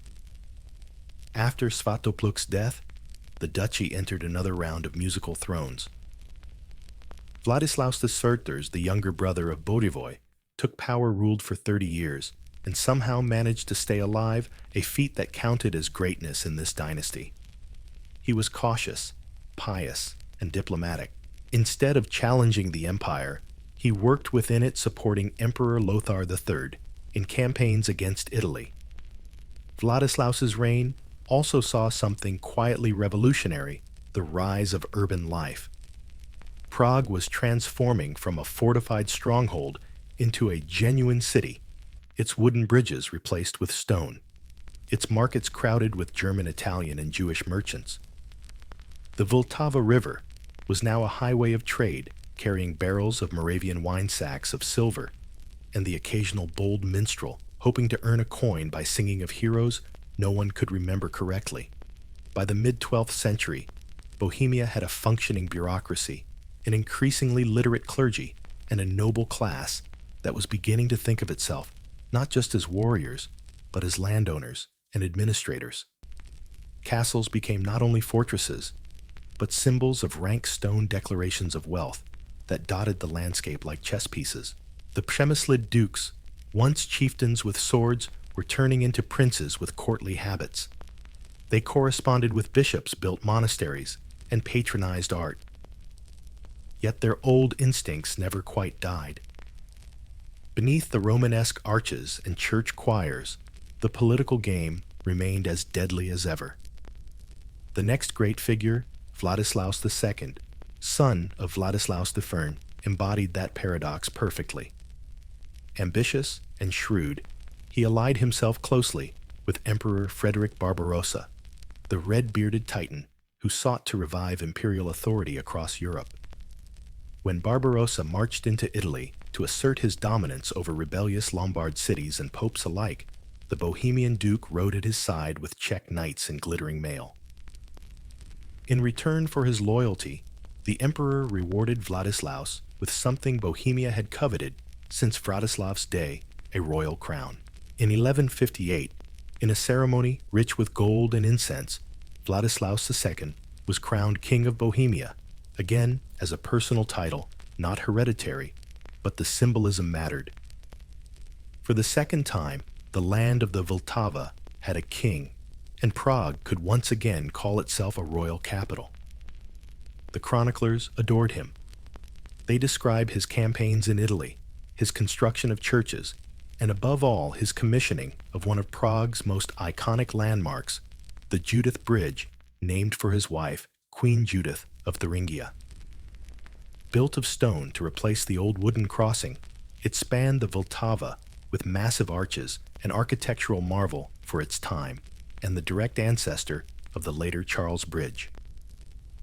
Beneath the grand projects, however familiar, fractures lurked. Vladislaus's sons and nephews quarreled over succession, the nobility jockeyed for position, and the empire's politics once again turned Bohemia into a pawn. The king, weary of endless negotiations, eventually abdicated in 1172 and retired to a monastery in Thuringia, dying 3 years later, perhaps the only Přemyslid in history to enjoy a peaceful retirement. His departure ushered in another decade of dynastic confusion. The Přemyslid family tree had by now branched into multiple lines, each with its own claim. For 30 years, dukes came and went at dizzying speed. Frederick Soboslav II, Conrad II, and others briefly wore the crown or the ducal mantle, only to be toppled by cousins or imperial decrees. And yet, astonishingly, the country did not fall apart. The administration kept functioning. The markets of Prague stayed open. The mines of Kutna Hora continued to pour silver into the treasury. Bohemia, by sheer inertia, had learned to survive its rulers. When Ottokar the Ser finally ascended the throne at the end of the 12th century, the Přemyslid dynasty was battered but battle-tested.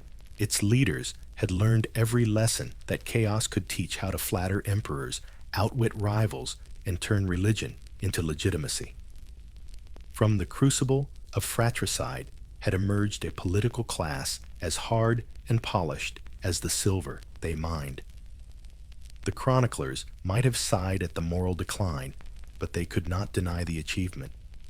Bohemia had entered the game of European power, no longer a peripheral duchy, but a kingdom in waiting.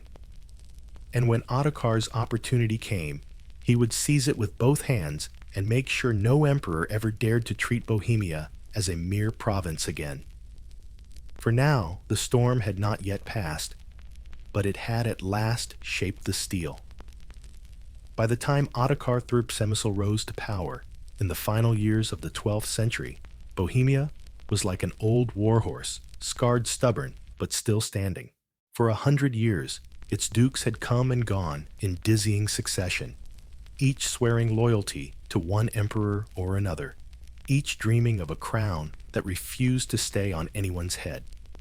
Ottokar was determined to change that. He had one advantage the others didn't. He understood that in the chaotic deal-making world of medieval Europe, patience was a weapon. Instead of grabbing the crown by force, he would win it by outlasting everyone else. When Ottokar seized the throne in 1192, he inherited not peace, but paperwork. Bohemia was technically part of the Holy Roman Empire, its ruler elected by local nobles, but approved or vetoed by the emperor. It was a clever system that kept ambitious dukes in check, though in practice it created more confusion than control. Ottokar's early years were a blur of oaths and betrayals he supported. Emperor Henry VI was promptly deposed by imperial decree, exiled, and then, because fate enjoyed irony, restored a few years later when Henry died and Europe dissolved into civil war. The conflict that followed, known to historians as the German royal double election, would become Ottokar's opportunity. Two rival claimants, Philip of Swabia of the Hohenstaufen dynasty and Otto of Brunswick of the Welfs both sought the imperial throne. The empire split in two, and the electors scattered like chess pieces kicked across the board. For once, Bohemia found itself not a pawn, but a kingmaker. Ottokar moved cautiously. At first, he sided with Philip, marrying his daughter Constance to cement the alliance. When Philip was assassinated in 1208, Ottokar deftly switched sides, recognizing Otto IV as emperor. A few years later, when Otto quarreled with the Pope and fell from grace, Ottokar pivoted again, pledging loyalty to Frederick II, the Hohenstaufen heir, who would later be called Stupor Mundi, the wonder of the world. It was political gymnastics of the highest order, but it worked. The emperors distracted by their own wars in Italy, and Germany realized that keeping Bohemia on their side was cheaper than conquering it. In return for his unwavering loyalty, a phrase that made the chroniclers smirk, Ottokar was granted a gift no Bohemian ruler had ever secured before hereditary kingship. The document that sealed it was one of the most important in Czech history, the Golden Bull of Sicily, issued by Emperor Frederick II in 1212. Despite its exotic name, it was written while Frederick ruled the Norman Kingdom of Sicily. The decree was all about Bohemia. It confirmed Ottokar and his descendants as hereditary kings, freed them from the obligation to attend imperial diets except in special cases, and reduced their tribute to a purely symbolic gesture, a few hundred marks of silver and 20 horses whenever a new emperor was crowned. In short, it made Bohemia an autonomous kingdom within the Holy Roman Empire, loyal in name, independent in fact. The chroniclers described the ceremony with solemn pride. The parchment sealed with Frederick's golden bull, a wax disc stamped with imperial authority, was presented to Ottokar in the city of Basel. Witnesses included bishops, princes, and envoys, all aware that something extraordinary was happening. For the first time, the Czech crown was legally secure. No emperor could revoke it. No rival branch of the Přemysliv family could claim it without hereditary right. Ottokar returned to Prague with triumph in his step and legitimacy in his hand. His title, Rex Bohemiae, was now permanent, and the Přemysliv eagle soared higher than ever. The kingdom that followed reflected his ambition. Prague flourished as a royal city stone replaced timber artisans thrived, and the silver from Kutna Hora began to fund everything from churches to foreign diplomacy. Monasteries expanded, schools multiplied, and the first flickers of a Czech literate culture appeared. Latin remained the language of administration, but Czech, once confined to hearths and folk songs, was creeping into legal and poetic texts. Ottokar's reign also saw the rise of a more formal nobility. The great Bohemian families, the Vítkovci, the Ronovci, the Slavnikovci's surviving branches, were bound to the king through feudal contracts that granted land in exchange for service. Castles dotted the countryside like jeweled watchtowers, each a declaration that the kingdom's strength was no longer measured only in swords, but in stone.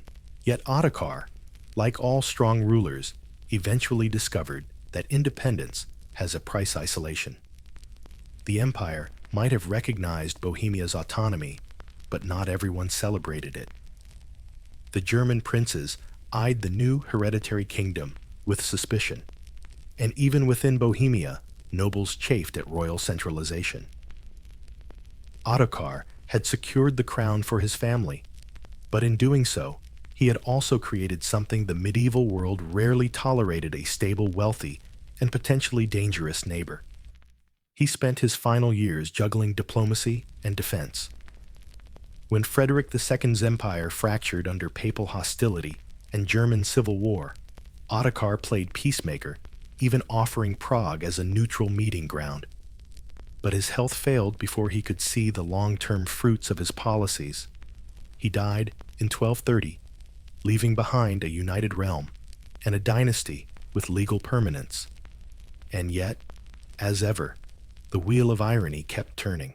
His successors would spend the next century defending that hard-won independence, sometimes through brilliance, sometimes through overreach. Still, Ottokar's victory in 1212 changed everything. The Golden Bull of Sicily became the constitutional backbone of the Bohemian state. Future kings would brandish it like a shield whenever emperors tried to interfere. It was the paper wall that turned Prague into a capital of kings, not vassals. And perhaps more subtly, it changed how Bohemians saw themselves. They were no longer a border tribe between Germans and Poles, but a nation with divine legitimacy, their own laws, their own church hierarchy, their own crown. Chroniclers began to write about the Bohemian people, gens Bohemorum, rather than just the Přemyslids. In that linguistic shift lay the seed of something radical national consciousness. From this moment, Bohemia's destiny began to run parallel, not subordinate to the empire. Its kings would act as mediators, rebels, and sometimes even imperial rivals. Its capital would rise into one of Europe's great centers of art and learning. And its chronicles, filled with saint-sinners and stubborn survivors, would tell the story of a kingdom that refused to stay small. When modern historians look back at the Golden Bull of Sicily, they see more than parchment and wax. They see the exact moment when the Czech lands stopped being an appendage of someone else's empire and became a self-aware state. Ottokar, once a duke of convenience, died as a king by right. His people called him the founder, and though his dynasty would later falter, his achievement endured like the golden seal that bore his name, a shining circle of independence that glowed long after his bones turned to dust. For the first time in its long, tumultuous story, Bohemia stood as a kingdom, not because an emperor permitted it, but because history demanded it. If Ottokar, he had secured Bohemia's independence on parchment, his grandson Ottokar II would try to etch it into stone and steel.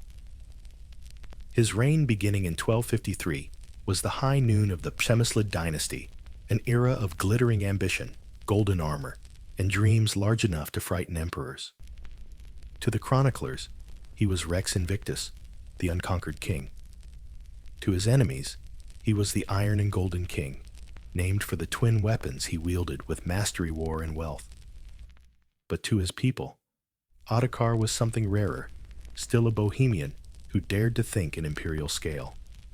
He inherited the throne at a time when Europe was leaderless and hungry. The Holy Roman Empire, fractured by rival claimants and papal meddling, had become a stage without a director. The Great Interregnum, that long imperial vacancy between 1250 and 1273, left every ambitious prince free to script his own destiny. Where others saw chaos, Ottokar saw opportunity. He was still young when his father, King Wenceslaus I, died, a pragmatic and cautious ruler who had strengthened the realm but kept its ambitions modest. Ottokar was not modest. He was the kind of monarch who could walk through a cathedral and calculate in the same breath the number of angels in a fresco and the number of men it would take to conquer the artist's homeland. His first target was Austria, the once powerful Babenberg dynasty, which had ruled Vienna and its vast duchy, had died out in 1246, without a male heir. For nearly a decade, Austria was a prize without an owner, its nobles torn between rival claimants.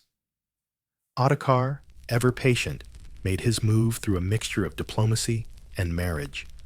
He wed Margaret of Babenberg, a widow 2 decades older than him, but conveniently the sister of the last Austrian duke. Through her, he claimed legal right to the duchy. Through his army, he claimed everything else. By 1251, Bohemian banners flew over Vienna. From there, the dominoes fell. Styria followed, then Carinthia and Carniola territories, stretching from the Danube to the Adriatic, encompassing much of what is now Austria and Slovenia. His empire grew until Prague, once a backwater fortress, stood at the center of a realm that touched 3 seas. Chroniclers gasped at his audacity. The young king of a small mountain basin had become ruler of half of Central Europe. He ruled not as a barbarian conqueror, but as a visionary administrator. In his reign, Prague transformed from a medieval town into a capital worthy of its crown. He expanded Prague Castle, replacing the old wooden defenses with towers of stone. The royal court filled with scholars, architects, and poets imported from Italy and France. Trade flowed down the Vltava River and up through the Danube, connecting Bohemia to Venice, Lubeck, and beyond. He founded cities by design, not as accidents of trade, but as instruments of governance. Brno, Jihlava, České Budějovice, and dozens more received royal charters, their streets laid out in geometric grids, their markets protected by the king's seal. Colonists from Germany and Flanders were invited to settle, bringing with them crafts, mining techniques, and the Gothic architectural style that would soon crown Bohemia in stone spires. Ottokar's reign glittered literally. The silver mines of Kutná Hora and Jihlava poured wealth into his coffers, and his treasuries glowed with imported silk gold and Venetian glass. His court was one of the most splendid in Europe, a mirror to Frederick II's Sicily a century earlier. Foreign ambassadors wrote home in awe of his pageants, tournaments, and the calm efficiency of his bureaucracy. And yet, for all his magnificence, Ottokar II was no fool. He knew that wealth and castles were meaningless without legitimacy. His rise had been so swift that older powers viewed him with suspicion. To secure his place, he needed a symbol, something divine to anchor his authority. In 1262, he divorced the aging Margaret and married Kunigunde of Halich, a Polish princess, young enough to bear heirs and noble enough to silence gossip. He courted the papacy, offering to lead a crusade against the pagan Prussians, not purely out of faith, but to frame himself as a Christian emperor in waiting. He even entertained the idea, whispered in corridors and cloisters, that Bohemia might replace Germany as the new imperial heart. It was not an impossible dream. By the mid-1260s, Ottokar's domain stretched from the Ore Mountains to the Adriatic. His army was unmatched in Central Europe. He was in effect emperor in all but name. Then came Rudolf of Habsburg, a man with less land, fewer soldiers, but the uncanny knack for being underestimated. In 1273, after nearly a quarter century of imperial vacancy, the German princes gathered to elect a new emperor. Many assumed Ottokar would claim the title. He was the richest and most powerful candidate, but his arrogance had alienated the electors. They feared that making him emperor would create a monarch too mighty to control. So instead, they chose the modest Count of Habsburg, a decision so unassuming it seemed harmless. It was, in hindsight, the quiet beginning of centuries of Habsburg dominance and the beginning of Ottokar's fall. At first, he refused to recognize Rudolf's election. The Bohemian king saw no reason to bow to a lesser noble elevated by political cowardice. But Rudolf was no puppet. He immediately demanded that Ottokar return all imperial fiefs he had seized during the interregnum, namely Austria, Styria, and Carinthia. Ottokar predictably refused. The stage was set for confrontation. For several years, diplomacy played the prelude. Papal envoys tried to mediate. Alliances shifted like sand. But by 1276, war was inevitable. Rudolf invaded, supported by the Hungarian king and discontented Austrian nobles. Ottokar, suddenly finding himself surrounded, was forced to negotiate. In a humiliating treaty, he surrendered most of his conquests, but retained Bohemia and Moravia. For a time, he brooded in Prague, a golden king, stripped of half his kingdom. Yet ambition dies hard. Within 2 years, he rallied his allies, rebuilt his army, and prepared one final gamble. In August 1278, on the plains near Dürnkrout and Jedenspeigen by the River March, the two kings met in battle.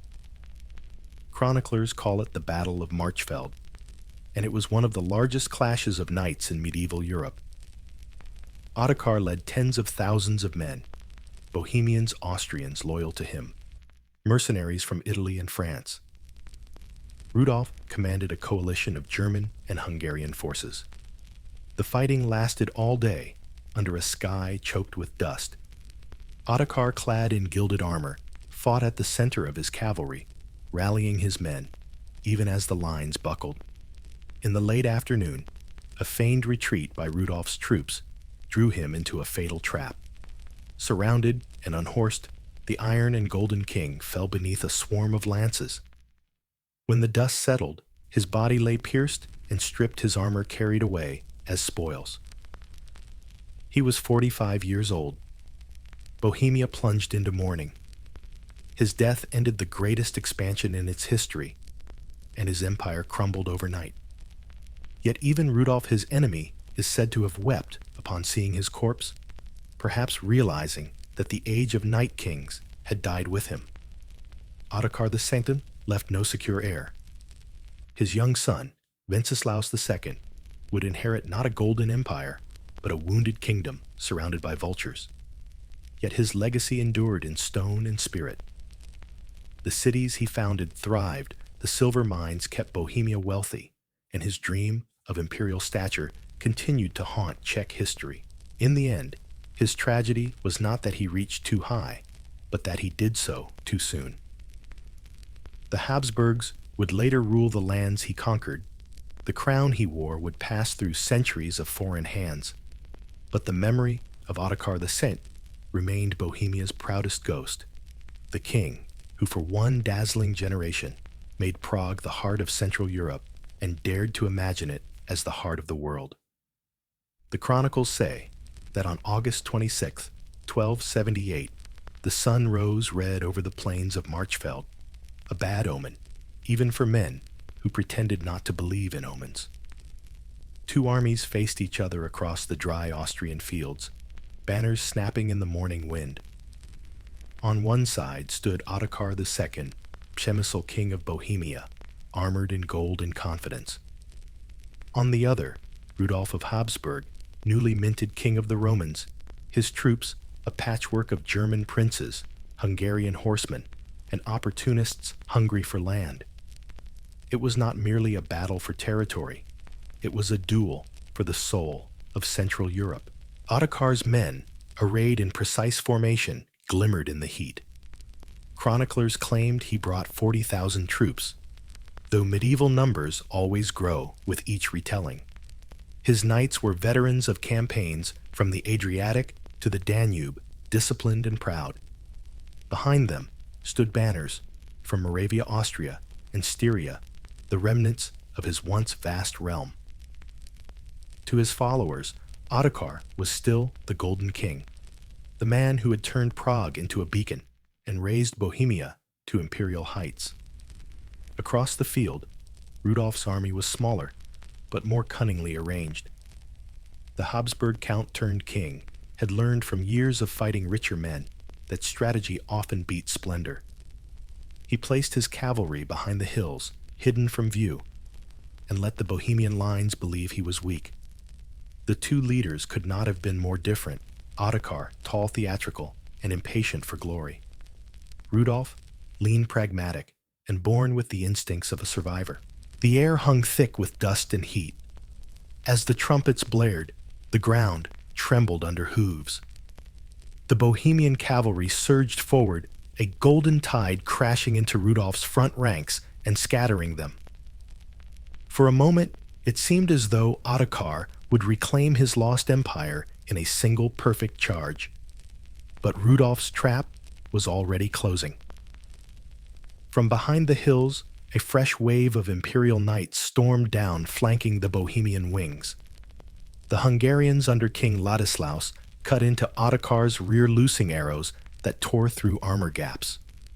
Within an hour, the confident symmetry of the Bohemian host collapsed into chaos. The chroniclers, writing later in candlelit monasteries, described the scene in somber poetry: banners trampled into mud horses, screaming men crushed beneath the weight of fallen comrades. Somewhere in the melee, Ottokar's golden armor made him both glorious and doomed, too visible to lead, too proud to flee. He fought like a man who refused to admit he'd already lost the world. Several accounts say his horse was struck down, pinning him beneath it. Others claim he dismounted to rally his men and was surrounded. Either way, when the dust settled, the king of Bohemia lay dead, stripped of his armor and jewels.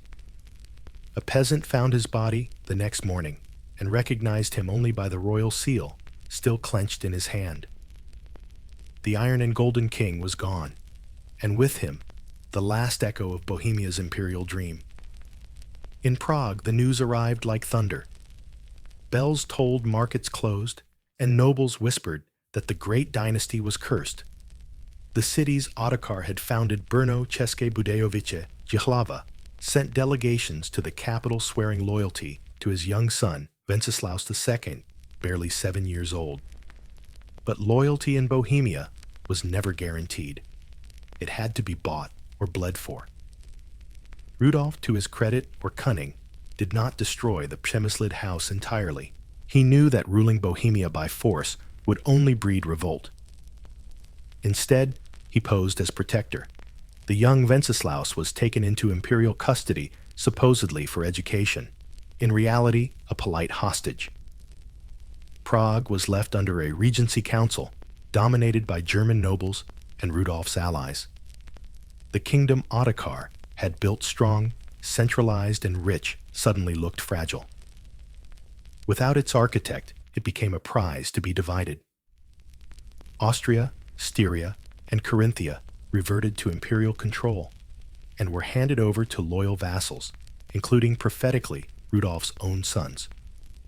The Habsburgs, whose dynasty would one day swallow half of Europe, thus began their ascent by feasting on the corpse of the Bohemian Empire. At home, Bohemia sank into near anarchy. Nobles took advantage of the boy king's absence to settle old scores. Castles were sacked, abbeys looted, and the countryside burned in a haze of vendetta.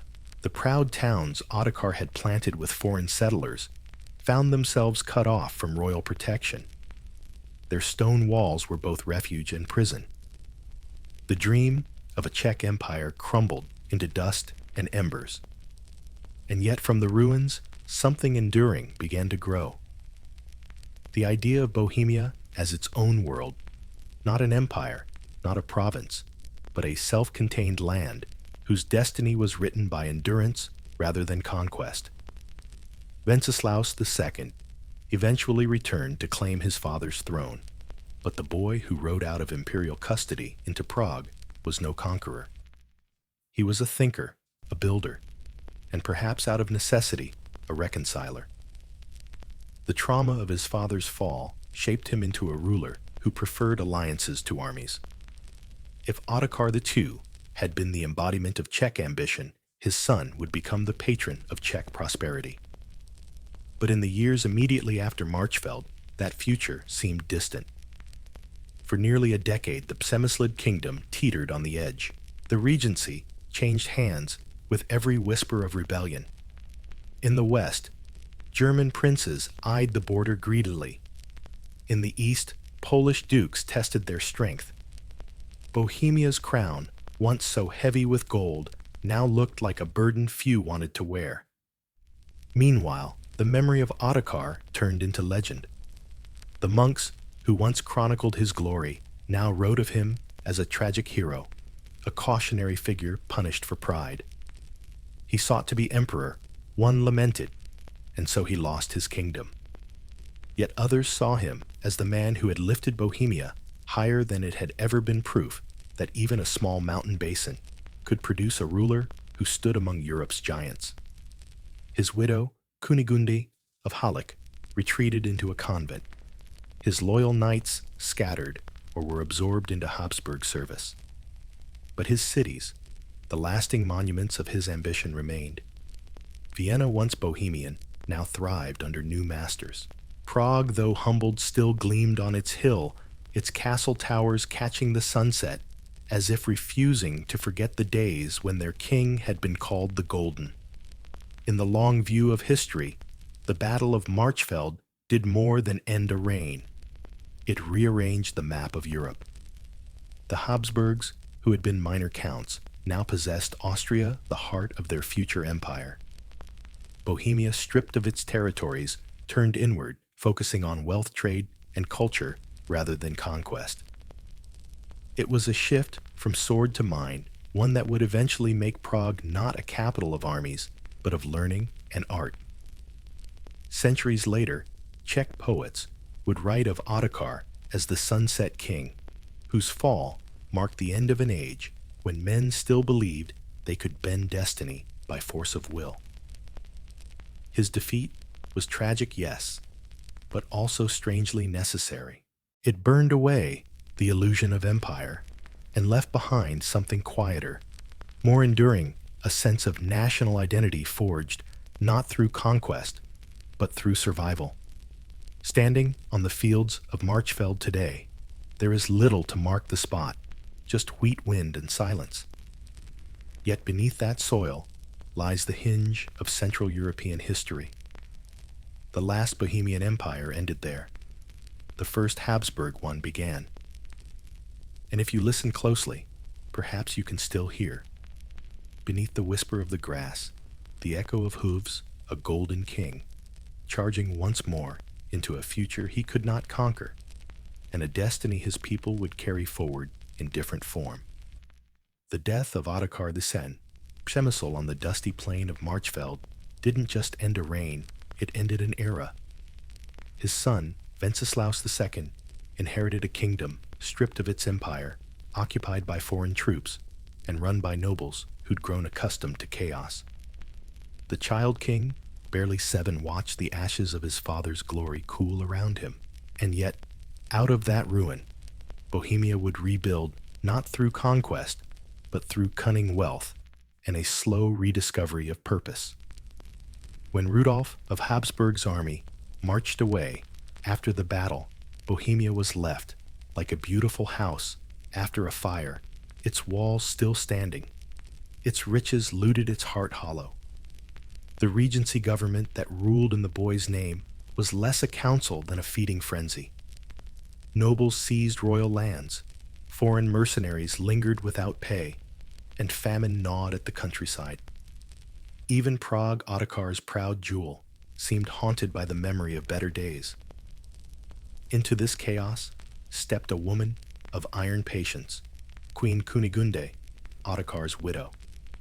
For years, she maneuvered among hostile factions, negotiating with Rudolf while fending off rival claimants.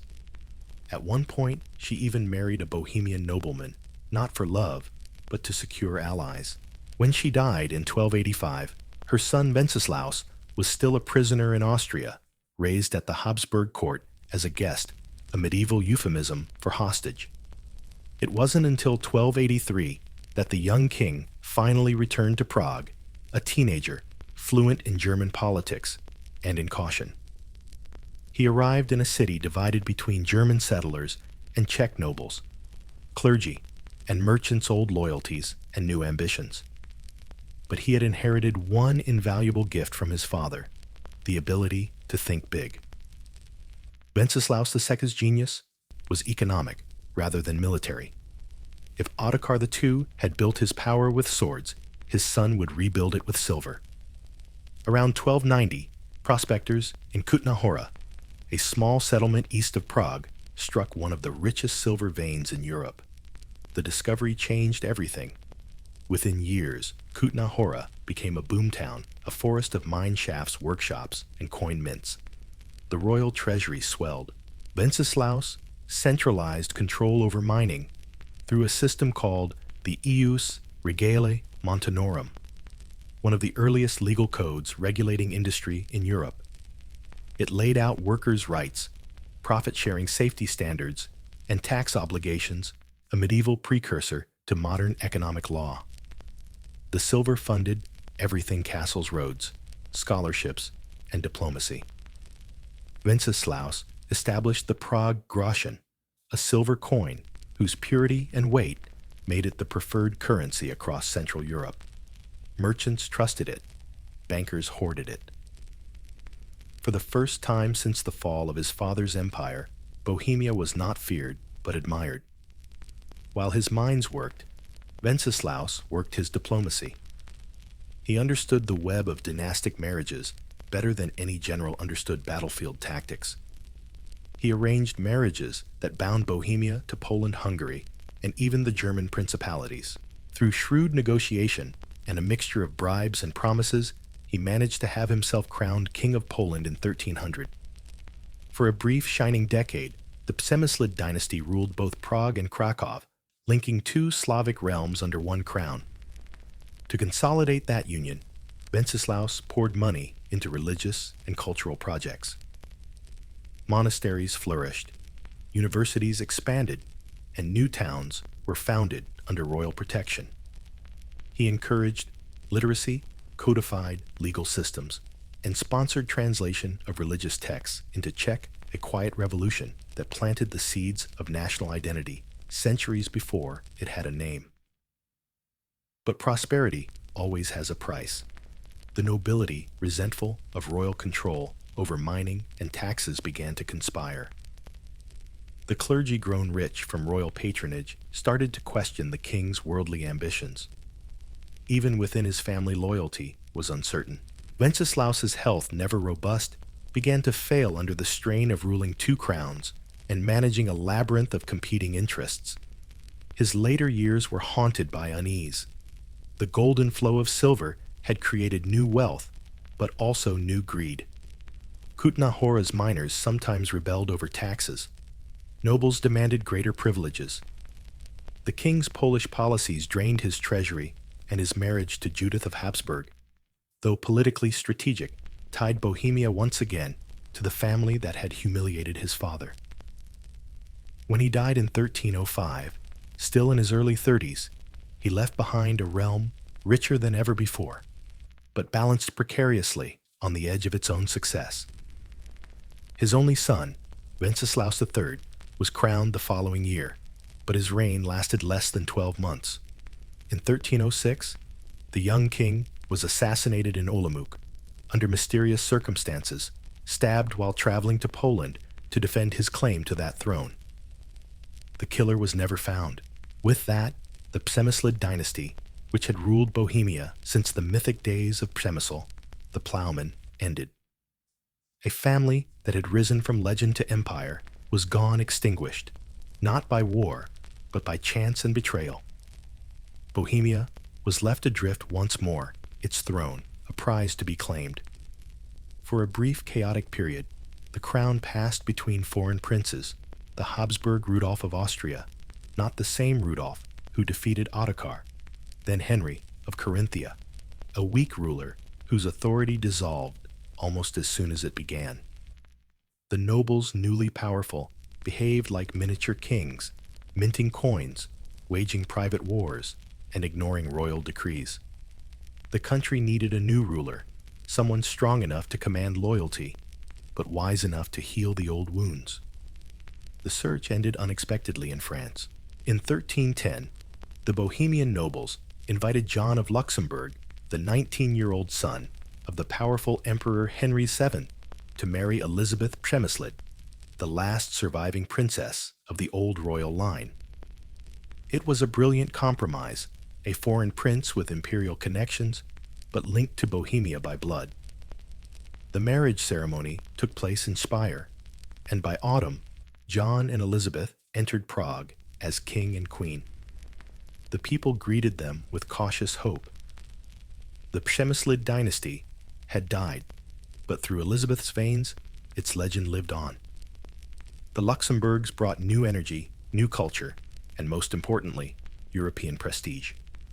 John's early reign, however, was anything but peaceful.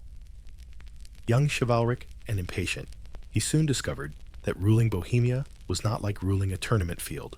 The Czech nobles resented his foreign retinue. His wife's fiery independence strained the marriage, and his constant absences campaigning in France, crusading in Lithuania, or attending imperial councils earned him the nickname the Foreign King. And yet, even as John spent more time abroad than at home, Bohemia quietly prospered. Prague remained a vital trade hub. Its merchants financed art bridges and schools. John's allies modernized the bureaucracy, strengthened defenses, and re-established diplomatic ties with Poland and Hungary. When John fell at the Battle of Crécy in 1346, blind, but still fighting for honor beside the French, his legend as the ideal knight spread across Europe. But his death also paved the way for something even greater, the reign of his son Charles IV, who would turn Bohemia from a surviving kingdom into a golden one. The Přemyslids had built the foundation often through blood and ruin. The Luxembourgs would build the cathedral on top. Out of the ashes of a fallen dynasty, Bohemia was preparing to enter its renaissance, an age of learning architecture and glory that would make even Ottokar's golden dreams seem small by comparison. When Charles IV returned to Bohemia in 1333, he found his father's kingdom in disrepair, not ruined exactly, but weary. The castles were crumbling, the royal treasury half empty, and the nobles long accustomed to running things in King John's absence were reluctant to relinquish their autonomy. Prague itself, though still lively, had lost much of the grandeur it once possessed under the Přemyslids. But the young prince, educated in France, fluent in 5 languages, and blessed with the patience of a chess player, saw something that few others did. He didn't see a broken kingdom. He saw potential. Charles had been raised not as a provincial noble, but as a European. Sent as a boy to the French court, he had studied under tutors who believed that kings should be philosophers as well as warriors. He'd learned the discipline of governance, the theology of empire, and the art of diplomacy. In Paris, he had walked beneath Gothic cathedrals that rose like frozen prayers, and he had sworn that one day Prague would have its own, taller, brighter, and filled with the same golden light that poured through the rose windows of Notre Dame. His first task on returning to Bohemia was simple but monumental: restore order. The country had splintered into feudal fiefdoms, each noble acting as miniature monarch. Charles, though only in his 20s, played the game of politics with preternatural calm. He bought loyalty where he could broker marriages where he couldn't, and when persuasion failed, he brought the hammer of royal justice down without hesitation. Within a few years, he had done what no Přemyslid or Luxembourg before him had managed. He made the Czech crown stronger than its aristocracy. When his father, the chivalric and ever-wandering John of Luxembourg, fell heroically at the Battle of Crécy in 1346, Charles became King of Bohemia and soon after Holy Roman Emperor. For the first time in centuries, the ruler of Bohemia was not merely a participant in Europe's politics, but its center of gravity. From the moment of his coronation, Charles seemed to carry not just a crown, but a vision. He believed that Prague could be to the east, what Paris was to the west, a city of faith, intellect, and beauty. To him, architecture was theology, in stone law was morality given shape, and education was the surest form of immortality. And so began what chroniclers would later call the Golden Age of Prague. He started with the city itself. Prague in the 1340s was still largely medieval, narrow, smoky, and divided by the Vltava River. Charles decided to double it. He laid out plans for a grand new quarter, Nové Město, the new town, with wide avenues, monumental squares, and markets organized by craft horse traders in one plaza, cloth merchants in another, herbs and spices in a third.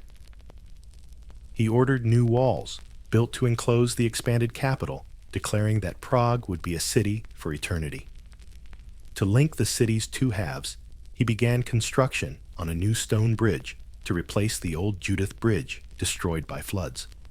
The foundation stone was laid in 1357 precisely at 9:05 on July 9th, a date and time chosen by royal astrologers for their perfect numerical symmetry, 1357-97531.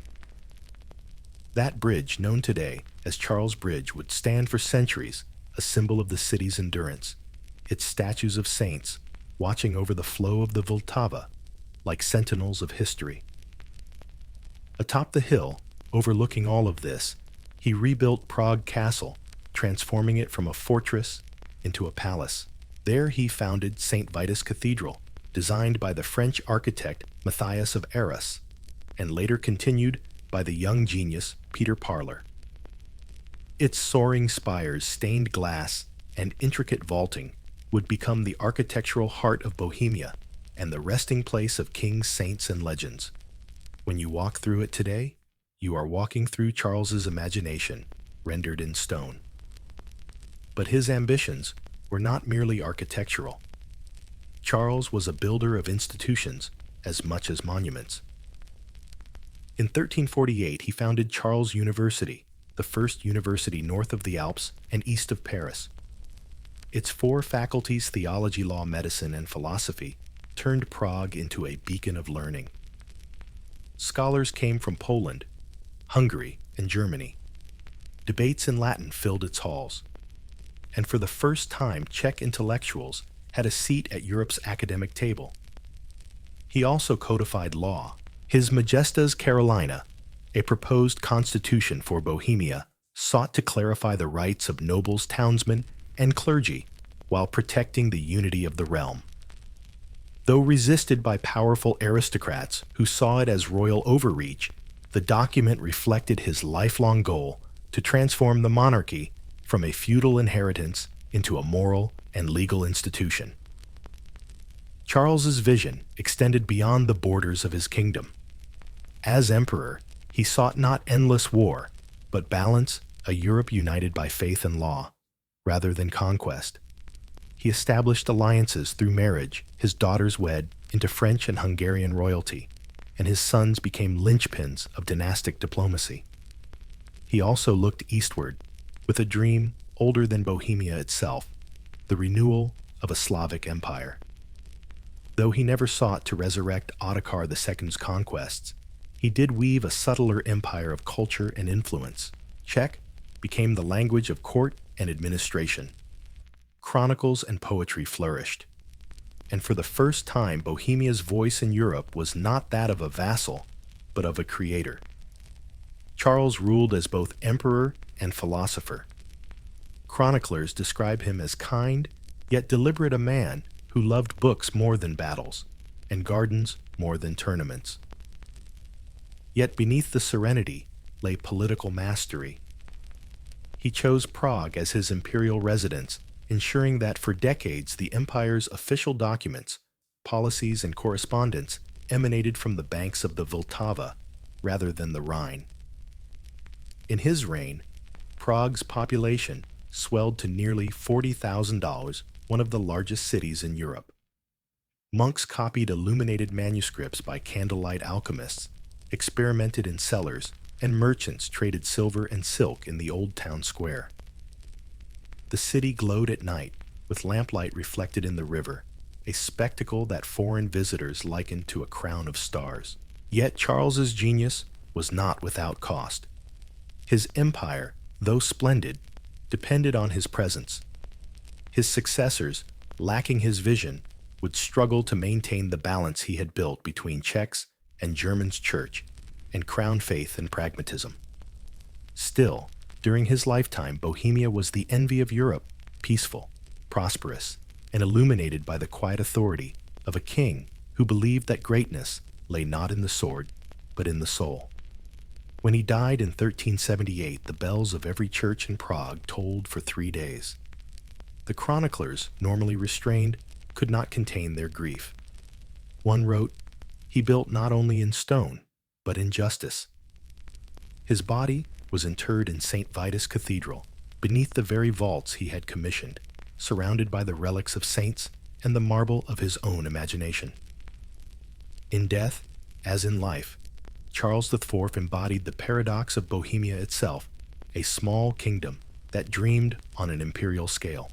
His monuments still stand, his university still teaches, and his bridge still carries the footsteps of generations who have forgotten his face, but live daily in the world he shaped. The golden age he created would not last forever. No golden age ever does.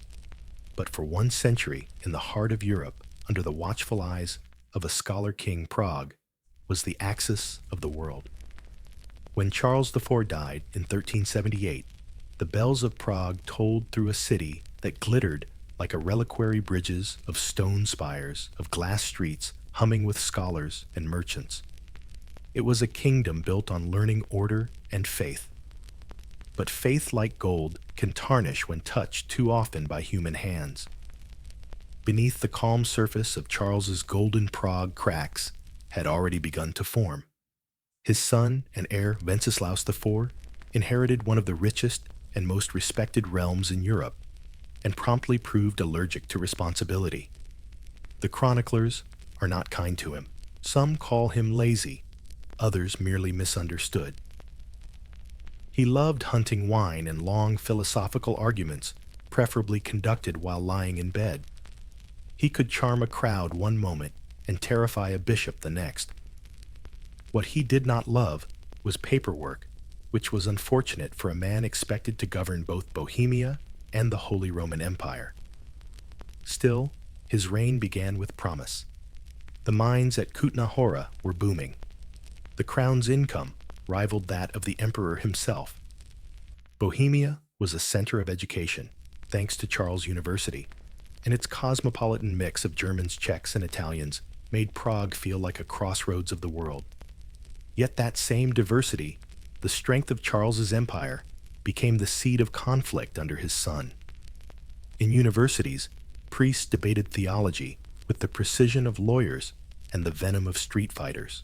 The Western Church had split in two during the Great Schism, one pope in Rome, another in Avignon, each excommunicating the other like a medieval soap opera. Scholars in Prague divided into factions. German masters tended to favor the pope in Rome, while Czech scholars leaned toward reform and the idea that the church needed cleansing from corruption.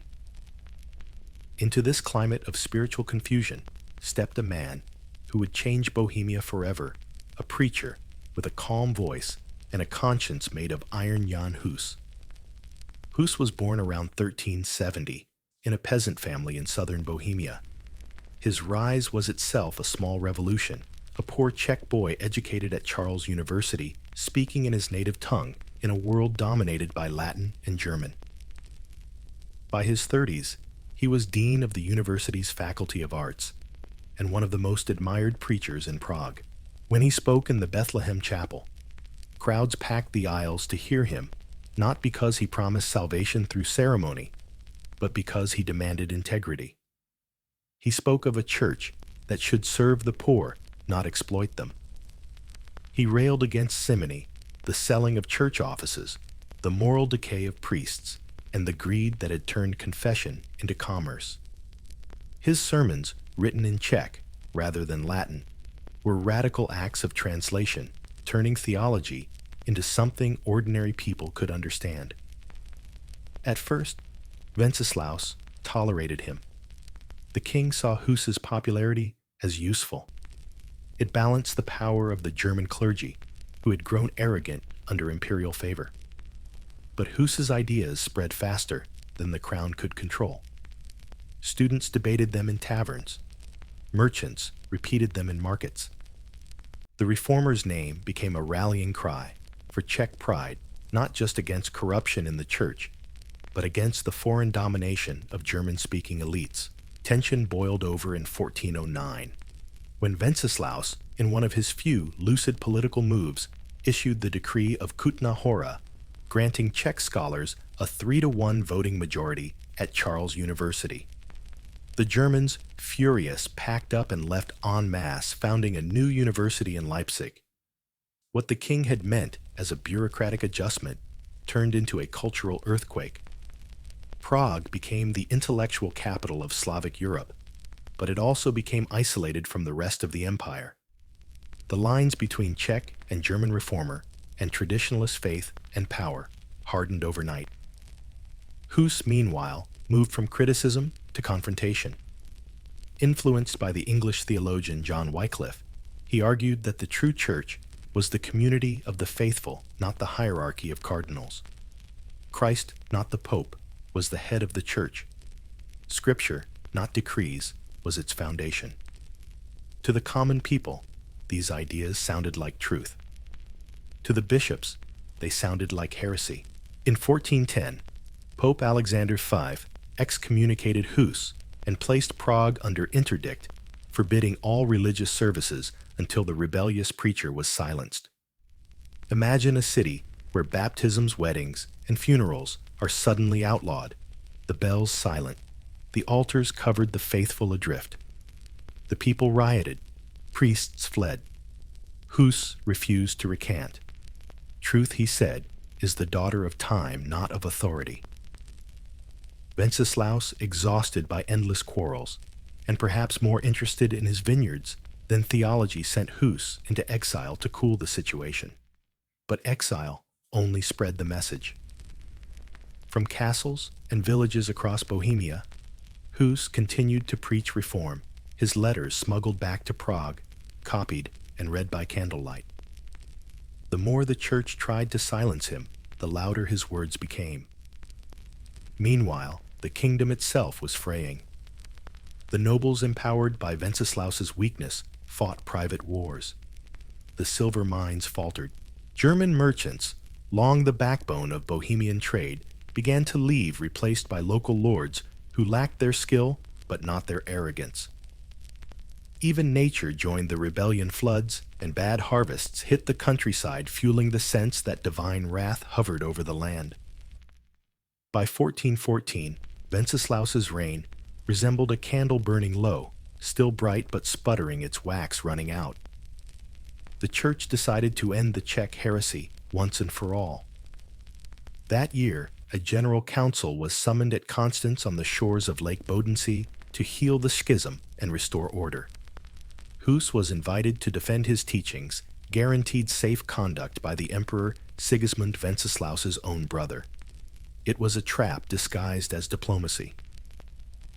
When Hus arrived in Constance, he was not treated as a guest, but as a criminal. He was imprisoned in a damp cell, interrogated for months, and pressured to recant. His friends pleaded.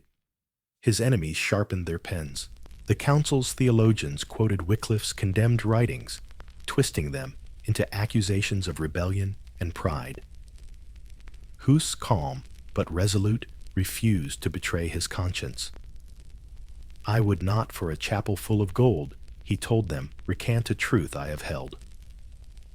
Back in Prague, the people waited, praying that their preacher would return vindicated. Wenceslaus, torn between his brother and his people, hesitated too long to intervene. By July 1415, the verdict was decided. Hus was declared a heretic and condemned to death. On July 6th, in the meadow outside, Constance guards led him to the stake. Witnesses say he sang hymns as the flames rose, his voice steady until smoke choked it away. "Lord Jesus Christ," he prayed, "forgive my enemies." News of his death spread through Bohemia like wildfire. Churches tolled their bells in defiance. Peasants carried his image on banners. What had begun as a debate became a revolution of faith. The spark of one man's conscience ignited a century of rebellion. Wenceslaus, upon hearing of the riots that followed, suffered a stroke and died weeks later, a fittingly tragic end for a king who could never decide whether he was monarch or bystander. When the smoke of Hus's pyre cleared, Europe saw Bohemia differently, no longer the jewel of Charles IV's peaceful empire, but a volcano ready to erupt. The age of scholars and builders had ended. The age of warriors and prophets was about to begin. In the early summer of 1415, as the sun shimmered on the blue waters of Lake Constance, The air in the German city of the same name was thick with tension. The Council of Constance had been convened to heal the wounds of Christendom, to end the schism that had given Europe two rival popes, to purge heresy, and to restore unity to a church splintering under its own corruption. But among the hundreds of bishops, abbots, princes, and clerics gathered there, all cloaked in silks and authority, one man stood apart, a thin, pale Czech preacher who refused to kneel. Jan Hus, once the pride of Prague's pulpit, had come not as a rebel, but as a believer. He carried with him letters of safe conduct signed by Emperor Sigismund, a guarantee that he could speak freely and depart unharmed. He believed, perhaps naively, that truth could defend itself in the light of reason. What awaited him instead was one of the most infamous betrayals in medieval history. When he first arrived in Constance in November 1414, Hus was treated with cautious respect. Curious theologians came to question him. The city buzzed with talk of his teachings. But within weeks, the tone changed. His Czech supporters were harassed, his writings confiscated, and the promise of safe passage quietly forgotten. In December, he was arrested and thrown into a narrow cell in the dungeon of the Dominican monastery, the damp air reeking of mold and iron. The charges against him were vast heresy, pride, disobedience, the sin of questioning authority. But at their core, they all circled one simple, unbearable idea. Hus believed that the church must answer to God, not the other way around. He had declared that popes could err, that priests should live like apostles, that no man's soul could be bought or sold with indulgences.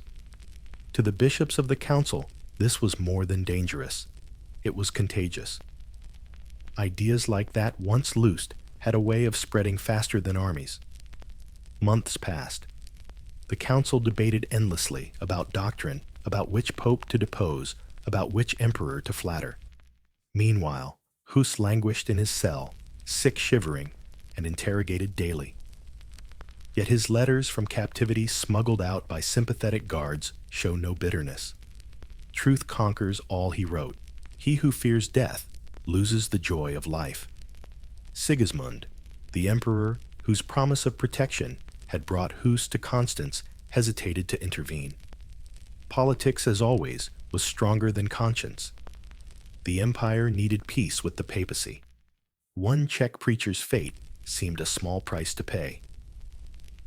When some of the emperor's advisors warned that breaking the safe conduct would stain his honor, Sigismund reportedly snapped, "No faith need be kept with heretics." And so Hus remained a prisoner, while the machinery of judgment ground on. On June 5th, 1415, he was brought before the full assembly of the council cardinals, in crimson princes, in gold theologians, with their books arrayed like weapons. He was asked to recant 26 articles drawn from his writings and from the condemned works of the English reformer John Wycliffe, whose ideas had inspired him. Hus denied that he had ever preached rebellion or denied the sacraments, but he refused to call truth falsehood. "I would not," he said quietly, "for the sake of a single false word, betray my conscience." They shouted over him. One witness said it sounded like a storm, bishops pounding their staves on the floor, crying, "Heresy, pride, devil's work." He tried to answer, but his voice was drowned by the roar of sanctified indignation.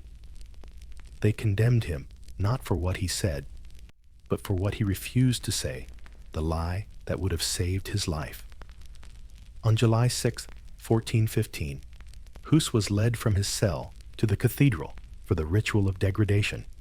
He wore priestly robes, symbols of the holy office he was about to lose. The bishops placed in his hands a chalice mocking the Eucharist he would never again consecrate. Then they stripped the garments from his shoulders one by one, saying, "We strip you of the church militant." When they placed a paper crown on his head, painted with demons, and the words heresiarch, he smiled faintly. "My Lord Jesus," he said, "wore a heavier crown for me, Outside the city walls, on a field overlooking the lake, a stake had been driven into the earth, surrounded by bundles of dry wood. The crowd gathered nobles, townsfolk, monks, thousands of them murmuring prayers or insults depending on which flag they favored. Hus was tied to the stake with ropes and chains, his arms pinned to the post. One last time he was urged to recant. One last time he refused. The executioner lit the pyre. The flames caught quickly, curling up through the brush. Witnesses said Hus began to sing a hymn. "Jesus, Son of the living God, have mercy on me." His voice rose above the crackling fire until the smoke smothered it. The smell of burning oak and human flesh drifted over the lake as the bishops watched in silence. When it was over, his ashes were scattered into the Rhine so that no relics of the heretic might pollute the faithful. Yet what they failed to see was that the real relic, his ideas, had already spread too far to contain. News of his death reached Prague weeks later. The reaction was volcanic. Crowds filled the Bethlehem chapel, weeping and chanting his name. Nobles and peasants alike swore oaths to defend the truth of the gospel as preached by Master Jan Hus. The church's attempt to extinguish a preacher had instead lit a firestorm. Wenceslaus IV. The king was paralyzed by indecision, torn between loyalty to his brother Sigismund and fear of his own people. Riots erupted. Monasteries were sacked. German priests were driven out. The symbols of papal authority, crosses, chalices, indulgent scrolls, were burned in public squares. Hus's followers, soon calling themselves Hussites, began to organize. They were not just theologians, but commoners, soldiers, and craftsmen united by anger and faith. In taverns and town halls, they debated scripture, quoting Hus's words as scripture of their own. Truth prevails became their rallying cry. The movement split into factions: the Utraquists, moderate reformers who demanded that communion be offered to the laity, in both kinds, bread and wine, and the Taborites, radicals who believed the church had forfeited all moral authority and must be rebuilt from the ground up. But on one point, they all agreed Bohemia would no longer bow to Rome or to emperors who burned its prophets. Wenceslaus, already weakened by years of excess, and drink, suffered a stroke in the summer of 1419 as he received news of yet another riot. Within months, he was dead, and with him the last thread tying Bohemia to imperial obedience. Sigismund now claimed the throne of Bohemia, expecting a smooth succession. Instead, he inherited a revolution. The land that had once crowned emperors was now preparing to crucify them in return. In 1420, Bohemia erupted into full rebellion. Peasant armies under charismatic leaders, most famously Jan Hus, a one-eyed veteran with the mind of a strategist and the faith of a zealot, began to mobilize.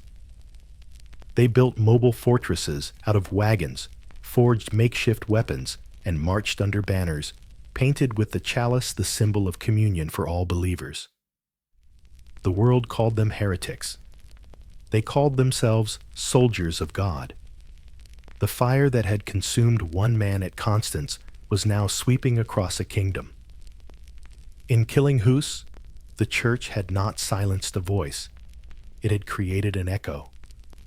And soon, that echo would thunder across Europe, the roar of peasants and nobles, men and women singing hymns over the din of battle, crying that simple, dangerous word that had outlived every pious truth. When the flames that devoured Jan Hus's body at Constance faded into ash, something in Bohemia began to burn that no emperor or pope could quench. By 1419, that fire had a name: the Hussite Revolution. What began as outrage at a single injustice had hardened into a national uprising, a rebellion not only of religion, but of identity. Across the kingdom, peasants, townsfolk, and minor nobles took up arms under the sign of the chalice, symbol of communion, in both kinds, bread and wine, for every believer, not just for priests. In taverns, men carved the symbol into their shields. On hilltops, women sewed it onto banners. It was a simple cup, but it carried the weight of centuries, a demand that faith be shared, not rationed. The spark that turned protest into war came that summer in Prague. On July 30th, 1419, a crowd of Hussites marched toward the new town hall, demanding the release of prisoners held by the Catholic magistrates. When stones were thrown from the windows, the mob surged forward.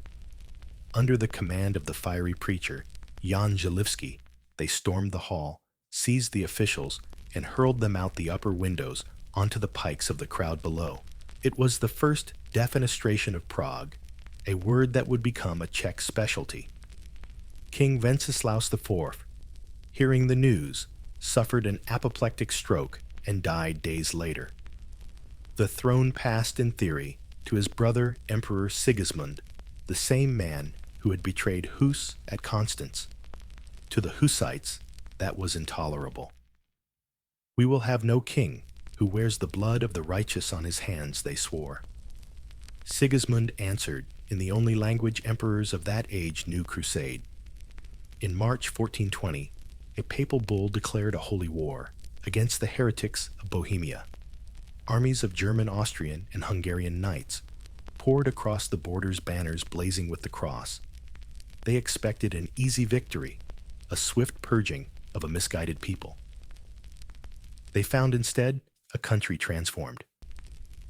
In southern Bohemia, on a hill overlooking the Lusnes River, a new city rose, Tabor, named for the biblical Mount Tabor, where Christ's glory was revealed.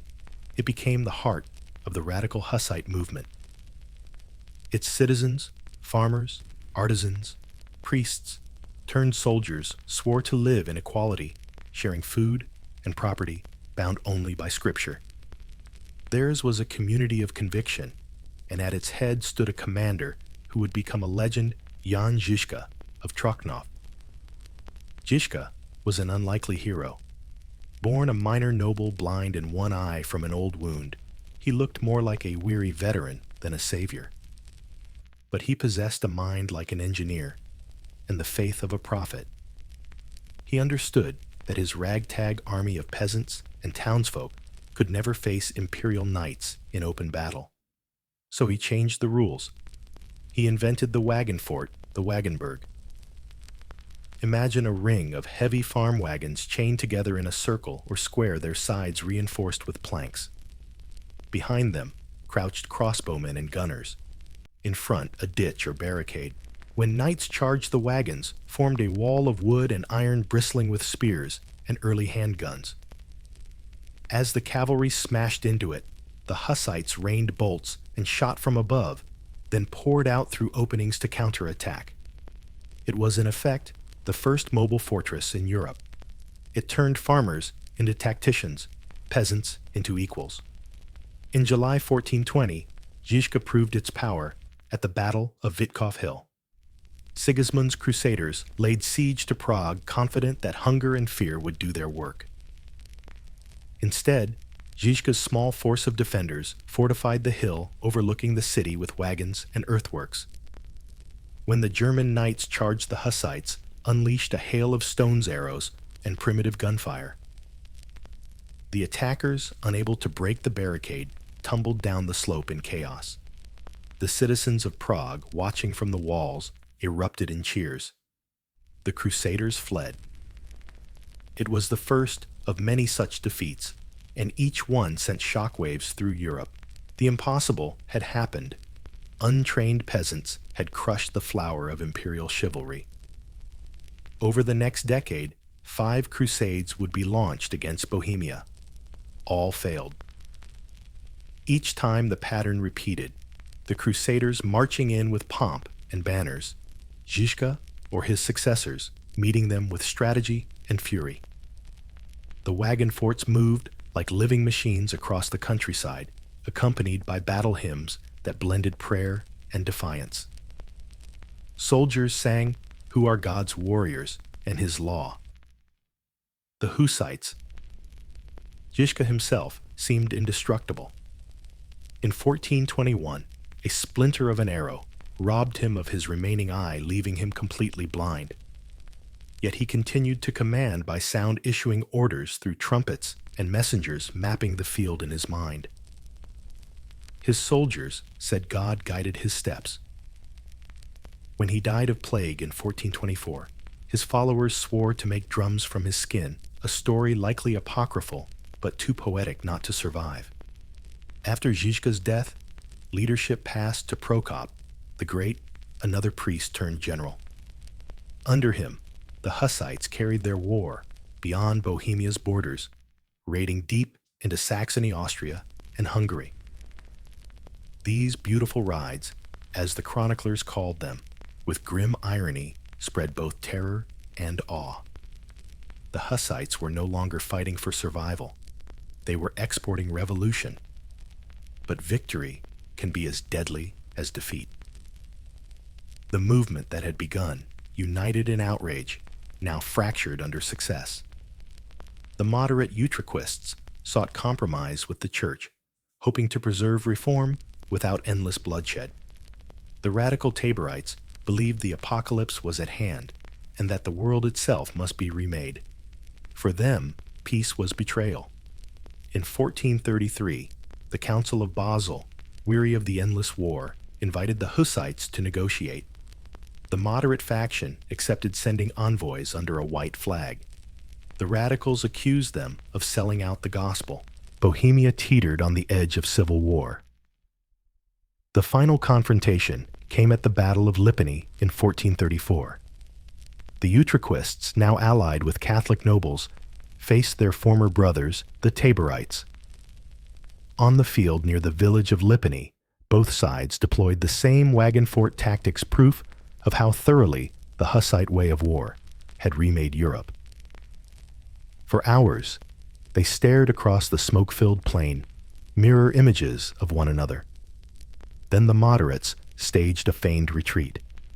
The radicals broke formation to pursue and were cut down in a sudden counterattack. It was a victory that ended the war, but at a terrible cost. The dream of a pure, godly commonwealth died there amid wagon fires and prayers turned to screams. 2 years later, in 1436, Emperor Sigismund was finally recognized as King of Bohemia under the Compactada of Basel, which granted limited religious freedom, communion in both kinds, but within the Church's authority. For the first time in Europe, a reformist faith had won legal tolerance, a fragile peace carved out by a century's worth of blood. The Hussite wars left Bohemia devastated villages, burned fields, untended, half its population gone. Yet from that ruin rose something new, the idea that conscience could stand against empire. Long before Luther nailed his theses to a door, Bohemia had already fought for the right to read scripture, to worship in one's language, to resist authority in the name of truth. When Sigismund died the following year, few mourned him in Prague. But the chalice still shone on church banners and coins, and the songs of Žižka's blind faith still echoed through the valleys. The world would remember the Hussites as heretics and rebels, yet their revolution changed the course of history. They were the first people in Europe to defeat the Crusaders sent against them, the first to force Rome to compromise, and the first to show that belief, armed with courage and a few wooden wagons, could overturn the armies of kings. Bohemia had bled for its soul. And though the smoke of its battlefields drifted away, the fire of reform still glowed under the ashes, waiting for the next spark to set it ablaze once more. By the mid-1430s, Bohemia was a land exhausted by its own passion. The valleys that had once rung with the chants of God's warriors were now littered with blackened wagons and rusted swords. The war that had begun with a martyr's pyre ended with too many pyres to count. Even the victors had become weary of victory. After nearly 2 decades of crusades, sieges, and holy fury, the Hussite movement stood at a crossroads. It had survived what no one thought possible, the wrath of popes, the armies of emperors and the fury of neighbors. It had forged an identity strong enough to defy all of Europe, yet fragile enough to destroy itself. The Battle of Lipany in 1434 had been the final act of tragedy. On one side stood the Taborites, the radical reformers who believed they were building God's kingdom on earth. On the other stood the Utraquists, the moderates who sought peace within the church, rather than against it. When the battle ended, the Taborites lay broken, their wagons burning in the night. Those who survived were offered clemency or conversion. A few retreated to remote fortresses where they would linger as ghosts of revolution. What followed was not triumph, but a slow, uneasy compromise. The empire and the papacy, after years of trying to annihilate Bohemia, now realized that negotiation was the only path left. In 1436, the Compactata of Basel was signed, a treaty that allowed the Bohemians to practice communion in both kinds, bread and wine, for clergy and laity alike, but otherwise required obedience to the Roman Church. To some, it was victory. To others, betrayal. But it was peace, and that after 20 years of fire was miracle enough. The returning Emperor King Sigismund Grey and Tired entered Prague that same year under a white flag. He had spent half his reign fighting the very people he now swore to protect. The citizens greeted him with sullen silence. When he died the next summer, few tears were shed. Yet his death marked the end of the Crusader age. In the fragile calm that followed, Bohemia began to rebuild.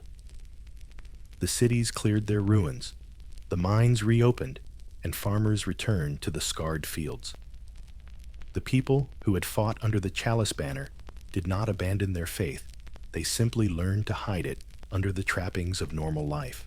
The churches still rang with Latin hymns, but the heart of the people spoke Czech prayers. Leadership passed briefly to Albert of Habsburg, Sigismund's son-in-law, who ruled both Hungary and Bohemia. But his reign was short. He died in 1439, leaving a pregnant widow and a disputed throne. The ensuing years were a carousel of regents, nobles, and factions, all claiming to rule in the name of absent kings.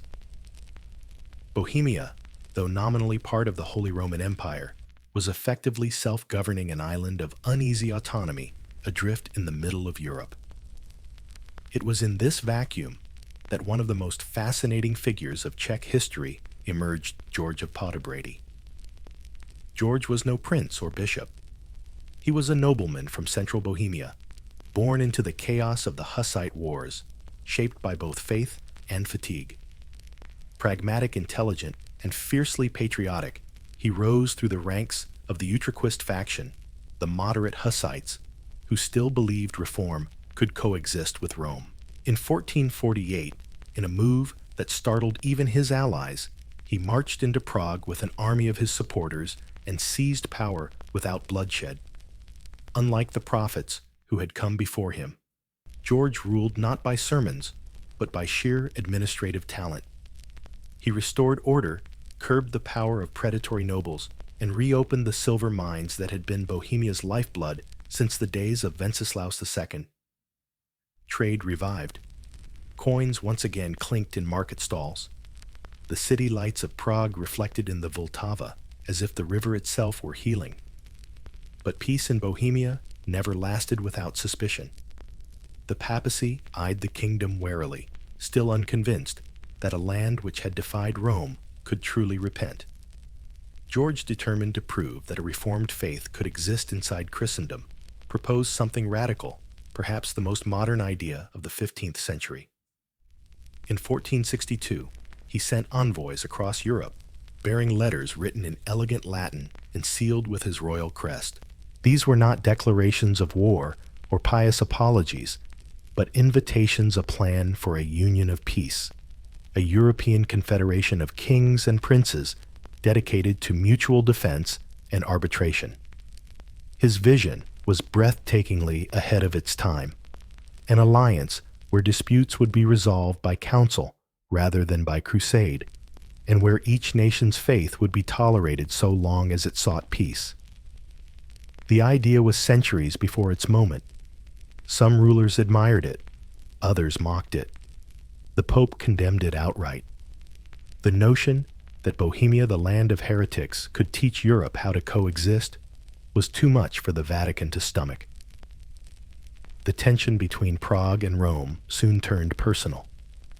When George refused to abandon the Compactata Pope, Pius X excommunicated him and called for yet another crusade. But the world had changed. No armies came.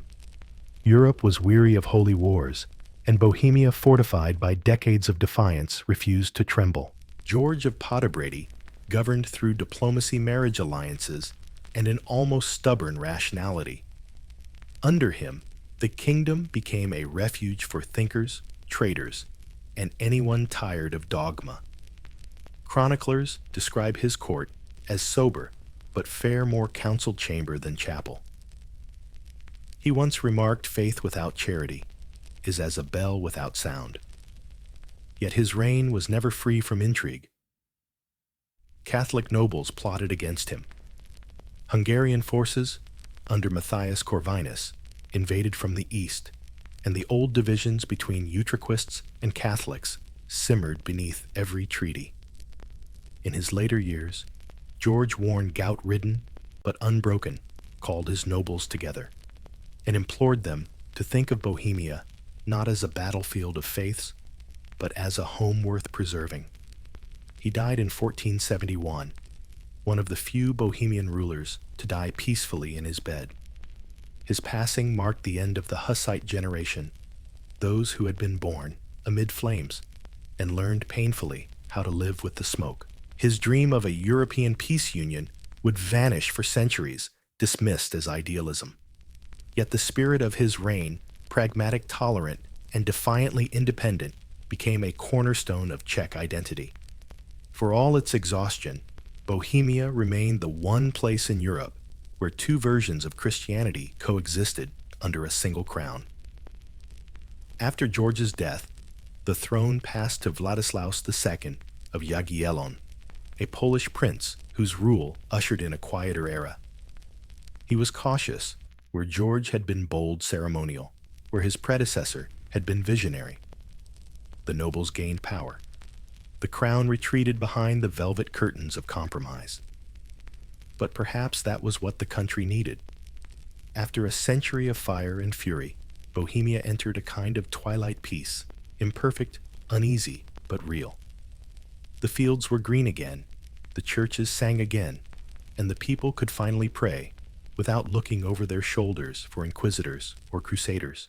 The chalice still glimmered on banners, now less as a battle cry than as a memory. It had begun as a symbol of defiance and ended as a reminder that faith, once freed from fear, could become the quiet strength of a people. For the first time in living memory, Bohemia stood not as a battlefield of Europe, but as its teacher, a small kingdom that had endured heresy, crusade, and compromise, and somehow learned the art of surviving them all. When George of Podebrady died in 1471, Bohemia once again found itself at a familiar crossroad, rich, wary, and in need of a ruler. Everyone could tolerate, but no one could love too much. The kingdom's scars from the Hussite wars were still visible in every burned village and half-empty monastery, yet the soil had settled. The swords had been sheathed. The people wanted peace, not profits. The choice of his successor reflected that exhaustion. The Bohemian nobles, fearing both a Habsburg invasion and another religious uprising, extended the crown to a foreign prince, Vladislaus II of Jagiellon, son of the Polish king Casimir IV. He was young, mild-mannered, and most importantly, malleable, the kind of ruler a divided realm could project its hopes onto without being too threatened by his ambitions. In other words, he was everything George of Podebrady was not. Vladislaus's election was a masterstroke of diplomacy, a compromise between rival factions. To the Utraquists, he promised to respect the compactata that guaranteed communion in both kinds. To the Catholics, he swore loyalty to Rome. To the nobility, he pledged to leave their privileges untouched. The church could bless him, the burghers could tolerate him, and the nobles could control him, an ideal king, for a country that no longer wanted a strong one. When he arrived in Prague that autumn, the city greeted him with cautious pageantry. Trumpets blared, guild banners waved, and the old Hussite chalice hung discreetly beside the imperial eagle on the town hall. The people whispered his name, Vladislav, softened into Czech, as Vladislav II. But his reign would later earn him another less flattering nickname, Vladislav Bene, or Vladislav the Well. He earned it not for kindness, but for habit. Whenever pressed to make a difficult decision, he had the infuriating tendency to sigh and say, "Well, we shall see." Yet indecision was in its own way a policy. After nearly a century of religious warfare, moderation became Bohemia's survival strategy. Under Vladislaus, the fragile balance between Utraquists and Catholics was maintained by elaborate courtesy and deliberate vagueness. The liturgy alternated languages. The chalice appeared in some churches, disappeared in others. Everyone pretended to agree on the essentials while quietly disagreeing on everything else. It was a peculiar peace part, truce part theater, but it worked. Economically, the country revived. The silver mines of Kutna Hora once again filled royal coffers. Craftsmen in Prague exported fine glassware and weapons across Europe. Trade routes along the Elbe and Vltava hummed with German merchants. Even the guilds long fractured by the Hussite divide found common cause in profit. Politically, however, Bohemia was turning into what one chronicler called a kingdom of gentlemen and parchment. The great noble families, the Rosenbergs, Pernsteins, and Sternbergs, dominated politics, owning vast estates and private armies. The king, constantly short of money, relied on their goodwill. In exchange, they gained sweeping privileges, the right to administer justice on their lands, to mint coins, and to collect tolls. The monarchy that had once terrified popes and emperors was quietly becoming a polite puppet. Vladislaus, meanwhile, developed a strange double life. In Bohemia, he ruled as a cautious moderator. In Hungary, he was a more ceremonial monarch, having inherited that crown in 1490, after the death of Matthias Corvinus, the brilliant but childless Hungarian king. Suddenly, one man sat on two thrones and spent the rest of his life commuting between them. It was not easy. The journey from Prague to Buda took weeks, and neither kingdom appreciated being ruled by courier. The Czech nobles used his absences to consolidate power. The Hungarians mocked his passivity. Still, his dual rule created a brief Central European Union, a loose alliance between the Czech and Hungarian crowns that kept the Habsburgs at bay for nearly half a century. In Prague, the royal court became a cultural mosaic. Polish envoys mingled with German merchants. Hungarian guards drilled in the castle courtyards. Italian architects began sketching new palaces in the late Gothic style that would one day merge into early Renaissance. The king himself, more at home with manuscripts than weapons, patronized scholars and artists. Under his watch, the Czech lands experienced a quiet renaissance, not the fiery brilliance of Charles IV's era, but a softer glow, a silver twilight, rather than a golden dawn. It was during Vladislaus's reign that Prague Castle underwent one of its most beautiful transformations. He commissioned architect Benedict Wright to redesign the Vladislav Hall, a vast vaulted chamber whose ribbed ceiling curves like the inside of a ship. It was used for banquets, coronations, and even jousting tournaments in winter. The hall's grandeur seemed to whisper of a monarchy that still remembered its greatness, even if its king often hesitated to act like one. Yet while the arts flourished, cracks deepened in the realm's foundations. The peasants, burdened by rising rents and taxes, began to murmur.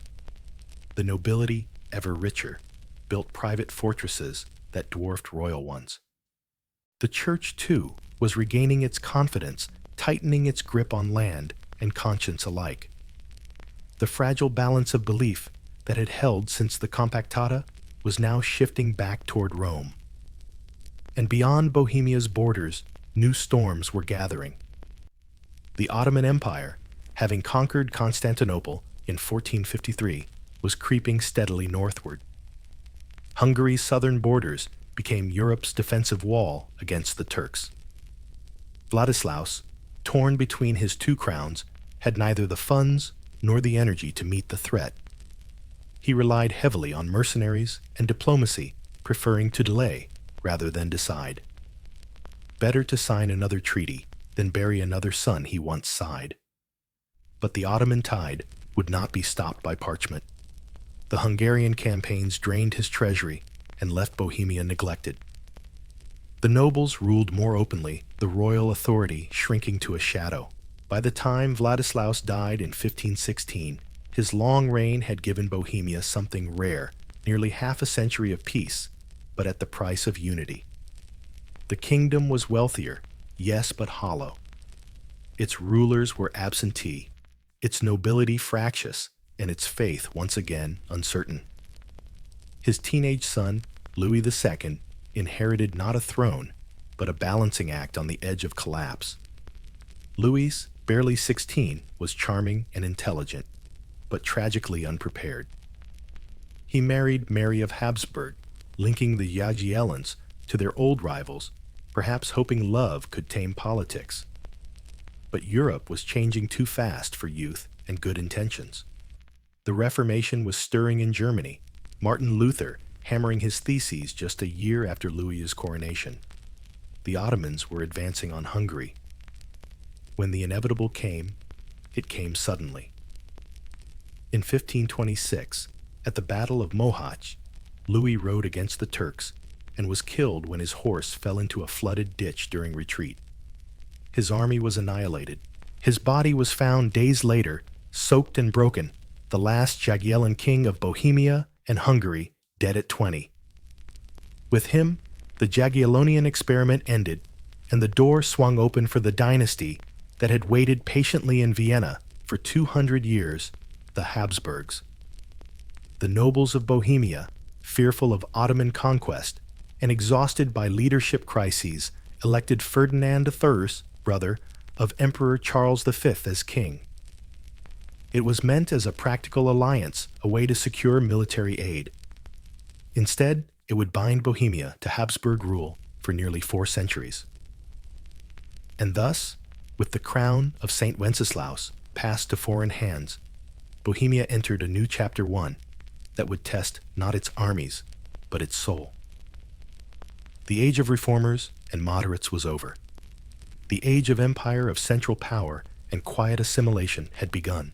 Yet even as Habsburg banners fluttered over Prague, the memory of the chalice, the sermons of Hus, and the dream of George of Potibrady lingered, the stubborn heartbeat of a people who refused to forget that once, not so long ago, they had stood alone against the world and survived. When the crown of St. Wenceslaus passed into the hands of Ferdinand I of Habsburg in 1526, the people of Bohemia might have believed they were simply changing landlords. After all, kings came and went.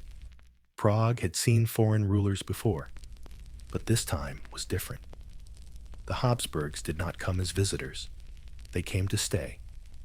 Ferdinand, brother of the powerful Emperor Charles V, represented not merely another dynasty, but a whole new order of politics, the kind that thought in empires, not kingdoms. Where the Przemyslids and Luxembourgs had once dreamed of Prague as the heart of Europe, the Habsburgs saw it as one cog in a vast imperial mechanism stretching from the Alps to Spain, from the Low Countries to the Balkans. Bohemia, for the first time in centuries, was about to learn what it meant to be governed from afar. At first, Ferdinand presented himself as a humble mediator. The Bohemian nobles had elected him willingly, seeking protection after the disaster of Mohacs, where their young Jagiellon king Louis II had perished in the mud beside his horse. The Turks were advancing northward, Hungary was in ruins, and the nobles feared their kingdom would be next. Ferdinand offered them safety imperial armies, Austrian fortresses, and the promise of continuity. In return, he demanded only one thing: obedience. Bohemia, he declared, was not a free elective realm, but an hereditary possession of his house. The nobles disagreed politely at first, then stubbornly. For years, the two sides danced around the question, trading charters, petitions, and threats. Ferdinand's charm wore thin. "It is better," he once muttered to an aide, "to rule the Turks than these Bohemians." The new king quickly discovered that ruling Prague from Vienna was like trying to command the wind. The Bohemian estates, the assembly of nobles, clergy, and burghers, were fiercely protective of their rights. They guarded their autonomy, their Protestant leanings, and especially their wallets. When Ferdinand raised taxes for wars against the Turks, they demanded guarantees of religious freedom in exchange. When he tried to impose new laws, they buried him in paperwork. Still, the Habsburgs had time, and patience was their favorite weapon. Ferdinand's policy was one of gradual consolidation. He moved slowly, replacing Czech officials with loyal German-speaking administrators, appointing Jesuit educators, and drawing the kingdom ever closer into imperial orbit. At the same time, the world around Bohemia was changing faster than anyone could imagine. The Reformation, born in Martin Luther's Germany just 9 years before Mohacs, was sweeping across Europe like a wildfire. Bohemia, long a cradle of religious rebellion, was suddenly fashionable again. The land that had birthed Hus before Luther became the model of Protestant defiance. In towns and villages, preachers invoked the memory of Hus as a national prophet. The Utraquist Church, that uneasy compromise born from the Hussite wars, began to splinter again, some congregations sliding toward Lutheranism, others toward Calvinism. A century after the bonfire at Constance, the flame of reform was alive once more. Ferdinand, a devout Catholic with little patience for theological debate, saw it as a disease that needed curing. He tightened the screws. Catholic bishops regained confiscated lands. Jesuits established colleges in Prague, and the printing of Protestant texts was restricted. But his reach was limited. Bohemia's nobles, most of whom had quietly embraced Lutheranism, resisted without open rebellion. They called it passive defiance, and it was something of a national art form. To maintain stability, Ferdinand struck a delicate balance. In 1547, when Protestant princes in Germany rose against Charles V in the Schmalkaldic War, the Bohemian estates refused to help their Catholic king. Furious, Ferdinand marched into Prague with imperial troops, executed the ringleaders, and confiscated rebellious estates. The message was clear: Bohemia might keep its customs and its language, but not its independence. And yet, even under tightening imperial rule, the kingdom prospered. Silver still flowed from Kutna Hora. Glassworks thrived in the mountains, and Prague, though no longer the capital of an empire, remained a cultural jewel.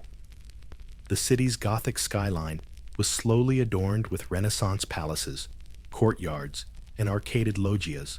Italian architects imported the light and geometry of the South, and Czech artisans made them their own.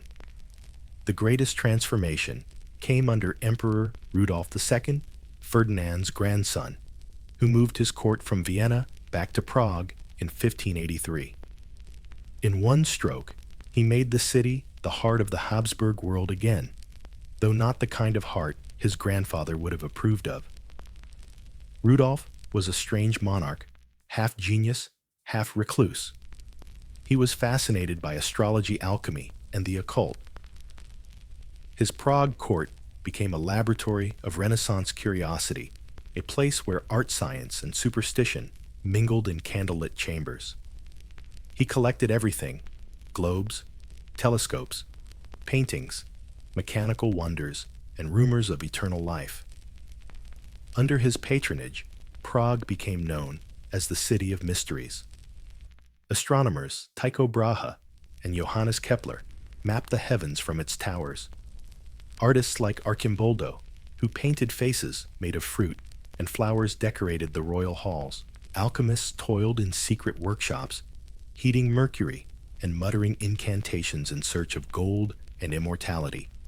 For a brief glittering generation, Bohemia enjoyed a second renaissance, not the orderly grandeur of Charles IV's age, but a feverish burst of creativity and anxiety.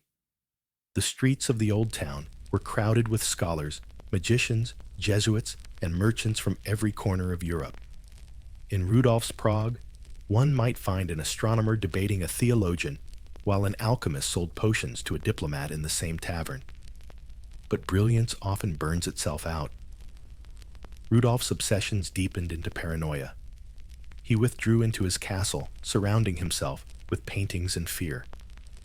His court became a maze of intrigue.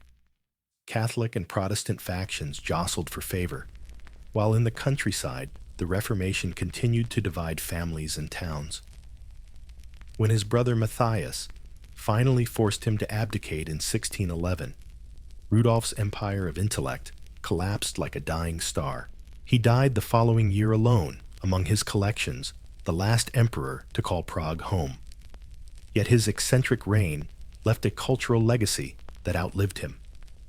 The art, the science, even the mysticism of his court transformed Bohemia from a borderland into one of Europe's intellectual crossroads. Beneath the layers of imperial bureaucracy, a new Czech identity was quietly forming, proud, curious, and increasingly aware of its difference from Vienna's Latin piety. Still, that difference was dangerous. The Habsburgs, now firmly entrenched, viewed religious tolerance as weakness. The Jesuits expanded their schools, teaching loyalty to Rome and the emperor.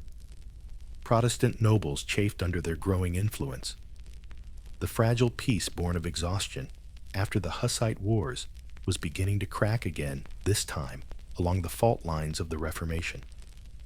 The next century would bring cataclysm, defenestrations, wars, and exiles that would scar the land for generations.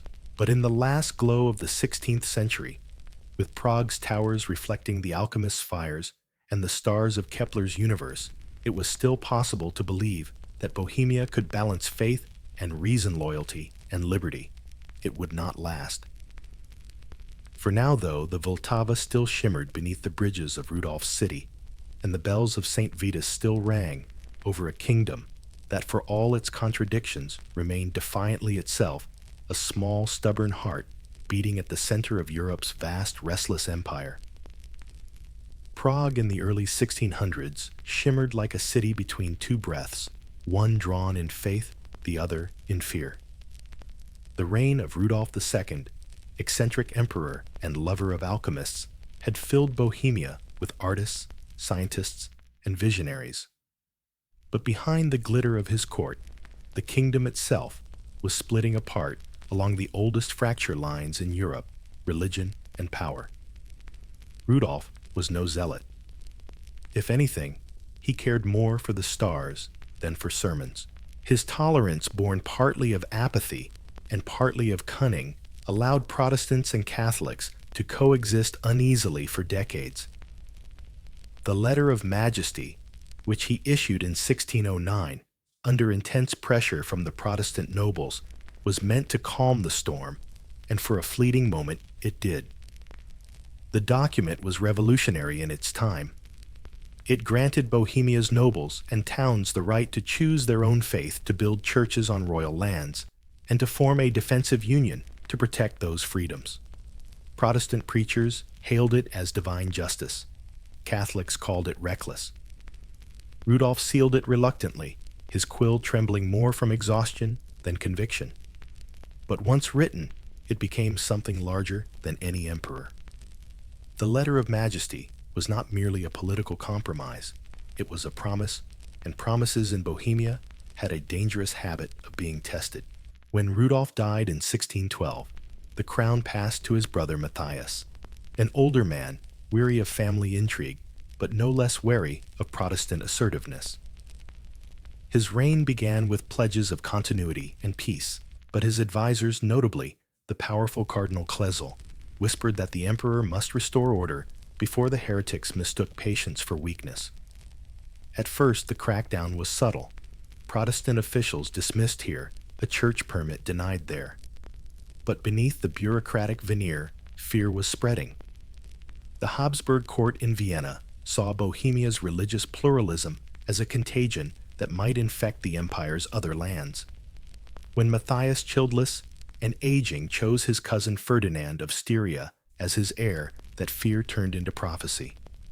Ferdinand was a man of cold faith, educated by Jesuits forged by the Counter-Reformation. Where Rudolf had tolerated diversity, Ferdinand saw only sin.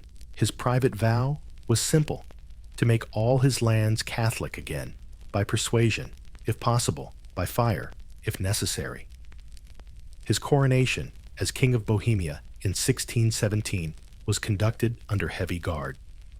The Protestant estates, coerced by imperial pressure, voted to accept him. But many of those same nobles left the ceremony pale with foreboding. Within months, their worst fears were realized.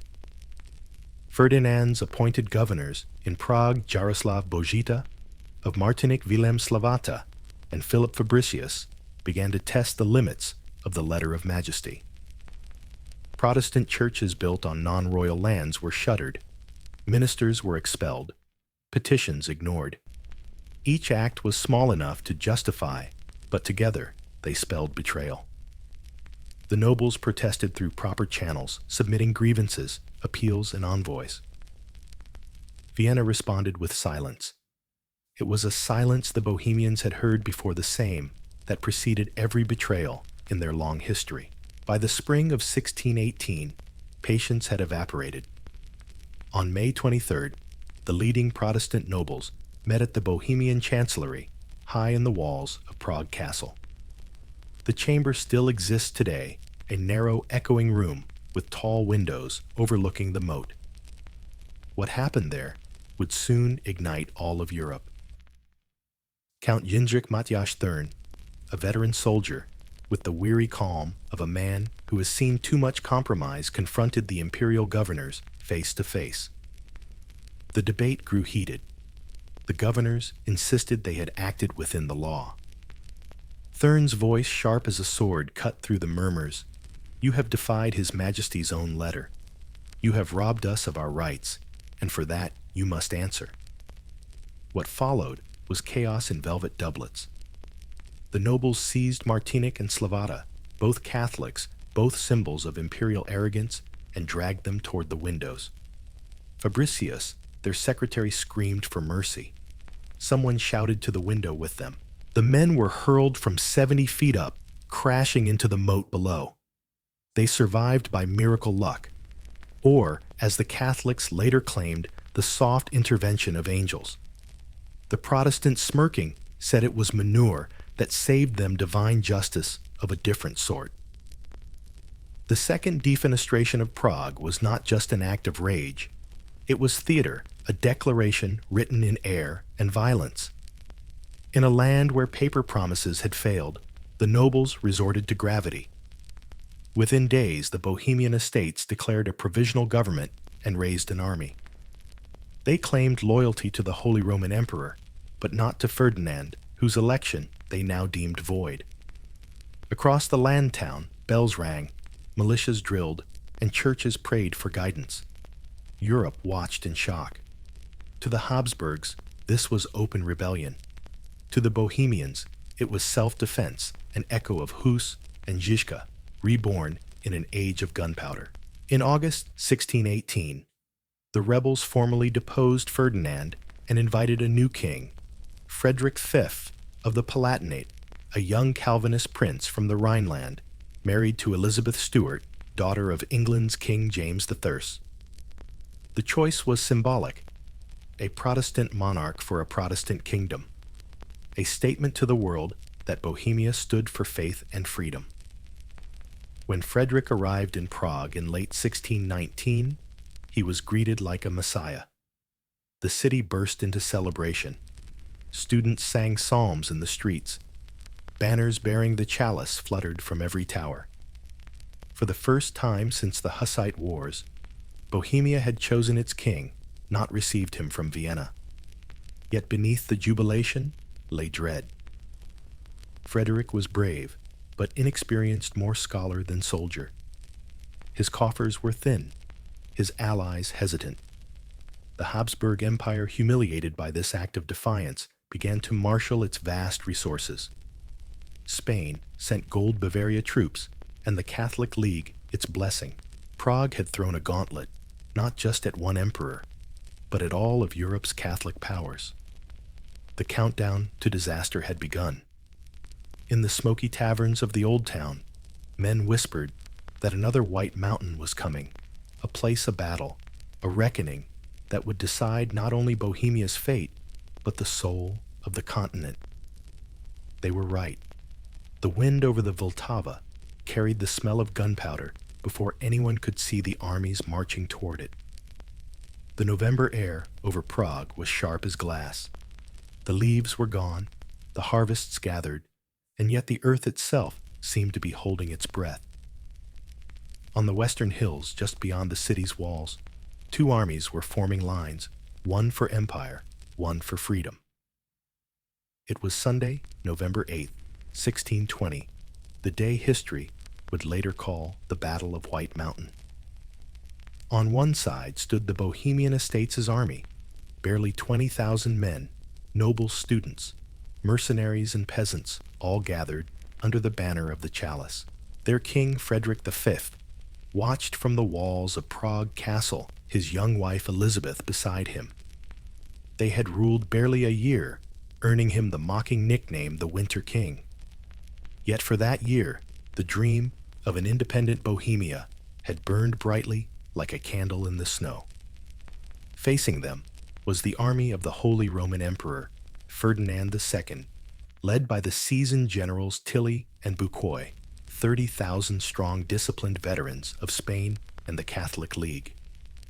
Behind their ranks loomed not only imperial vengeance, but the might of the Counter-Reformation itself. The morning began with fog drifting over the fields. As the sun broke through, cannon smoke took its place. The Bohemians fought bravely, but they were outnumbered, outtrained, and already exhausted by internal divisions. Their German mercenaries, unpaid for months, hesitated to fight. Their commanders quarreled over tactics even as imperial troops advanced. The clash lasted less than 2 hours. When the imperial cavalry broke through the Bohemian flank, panic spread like fire through dry grass. Soldiers dropped their pikes and ran toward Prague. Muskets fell silent. The Protestant banner of the chalice was trampled into mud. By midday, it was over. Frederick fled the city that night, with his wife and children, slipping away under disguise as the bells of St. Vitus tolled behind him. In his haste, he left behind his crown, his throne, and his people. Bohemia's brief experiment in freedom, the last echo of Hus's dream, had ended almost before it began. What followed was not merely defeat, but erasure. The victors entered Prague like executioners in procession. Imperial troops occupied the castles, confiscated the estates, and filled the jails with nobles and scholars. The city that had once defenestrated governors was now forced to bow before them. In June 1621, the reckoning came. 27 leaders of the rebellion, nobles, burghers, and ministers were brought to the old town square. Crowds gathered in grim silence as scaffolds rose beside the Marian column. One by one, the condemned were led forward. Some prayed, some sang. All died beneath the same sword. Their severed heads were displayed on the Charles Bridge, tarred and impaled as a warning to anyone who remembered the word freedom. They hung there for a decade, staring over the river that had once carried Hus's ashes silent witnesses to the end of a nation's voice. The repression that followed was systematic. Within a year, 250 noble families were dispossessed. Their lands, the old manors of the Rosenbergs, Pernsteins, and Thurns, were handed to foreign Catholic lords from Austria, Bavaria, and Spain. Those who would not convert fled. Those who stayed were forced to kneel.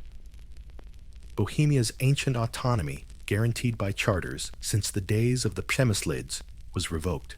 Ferdinand II's renewed constitution of 1627 declared the kingdom hereditary property of the Habsburg crown. The Czech language was banned from administration and universities replaced by Latin and German. The Letter of Majesty, once symbol of freedom, was burned publicly in the square. And then came the priests. Jesuits, Capuchins, and Franciscans poured into the land like a tide of velvet and incense. They rebuilt the monasteries that the Hussites had destroyed, raised Baroque churches heavy with gold and angels, and preached redemption through submission. The Counter-Reformation was not just a policy, it was a cultural conquest. In towns and villages, Protestant ministers were driven out their flocks, herded to Catholic Mass under threat of exile. Printing presses were seized, Czech Bibles burned. The songs of the Hussites, once sung in defiance, survived only as whispers. By 1650, almost the entire population had officially returned to Catholicism, though many in private still prayed in their own tongue, hiding forbidden hymnals beneath floorboards. Faith had retreated underground, like a root waiting for spring. Outwardly, the land transformed. The devastation of the 30 Years' War left villages and ruins fields barren and half the population dead. But from the ashes, the Habsburgs rebuilt Bohemia into their imperial showcase. Palaces and cathedrals rose where monasteries had once stood. The Baroque style, theatrical, radiant, and overwhelming, swept across Prague like gilded pennants. The Jesuit St. Nicholas Church in the lesser town glittered with frescoes of saints ascending into heaven.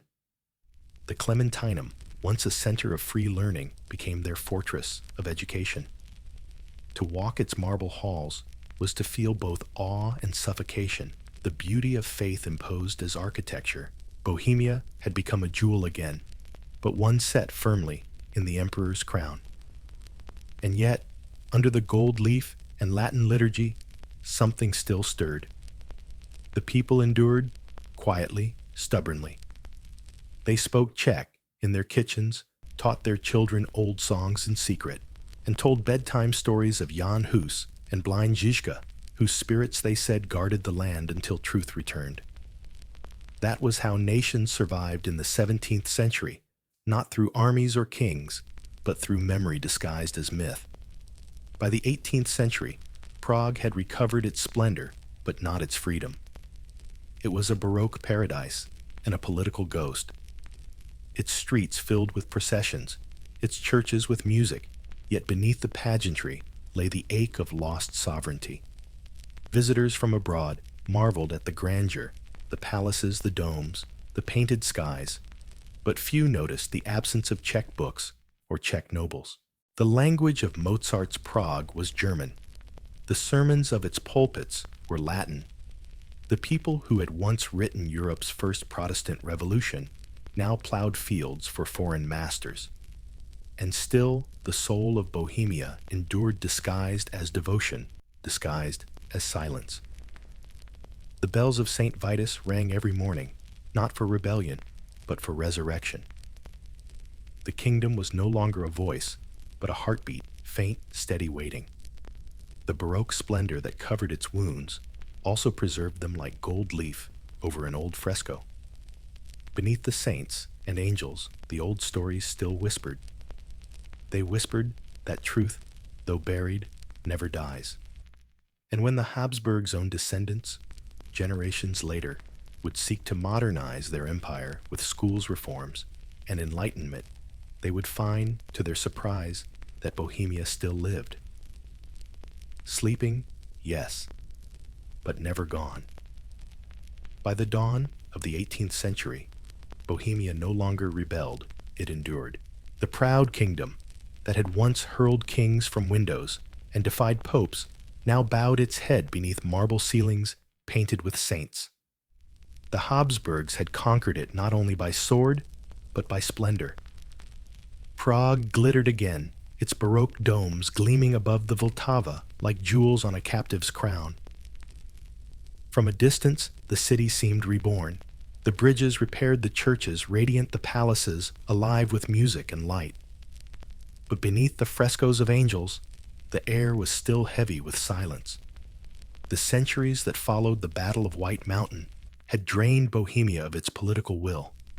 What remained was faith, labor, and memory. That would slowly begin to change, not with another defenestration, but with a reform from above. In 1740, a woman climbed to the throne of Austria, Maria Theresa, daughter of Emperor Charles VI. Her coronation in Prague, conducted amid pageantry and suspicion, marked a subtle turning of the tide. Though devoutly Catholic, Maria Theresa was no fanatic. She inherited an empire shattered by war and inefficiency, and sought to rebuild it with reason rather than terror. Her armies fought fiercely against Prussia, against France, against the tide of history, yet her true weapon was administration. She demanded censuses, taxes, and schools. She was not interested in the souls of her subjects, only their productivity. To her, Bohemia was not a conquered land, but a vital engine of the empire's survival. Her reforms were pragmatic, but transformative. Serfdom was softened. Peasant children were required to attend elementary schools, taught by state-certified instructors. Latin remained the official language, but Czech children now learned to read, even if their first books were prayer manuals printed in German. Education, once a tool of control, became the seed of renewal. Maria Theresa's reign also saw the gradual professionalization of government. Local nobles, many now thoroughly Germanized, served as administrators and judges. The Czech language was still absent from bureaucracy, but literacy quietly spread beyond monasteries and castles. In the space between the lines of imperial decrees, the nation was remembering how to think.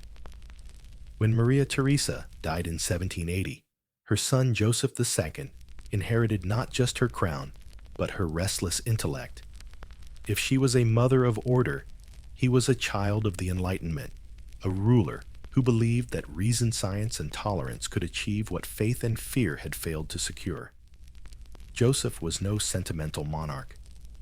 He toured hospitals, factories, and villages in plain clothes, scribbling notes about tax inefficiency and peasant misery.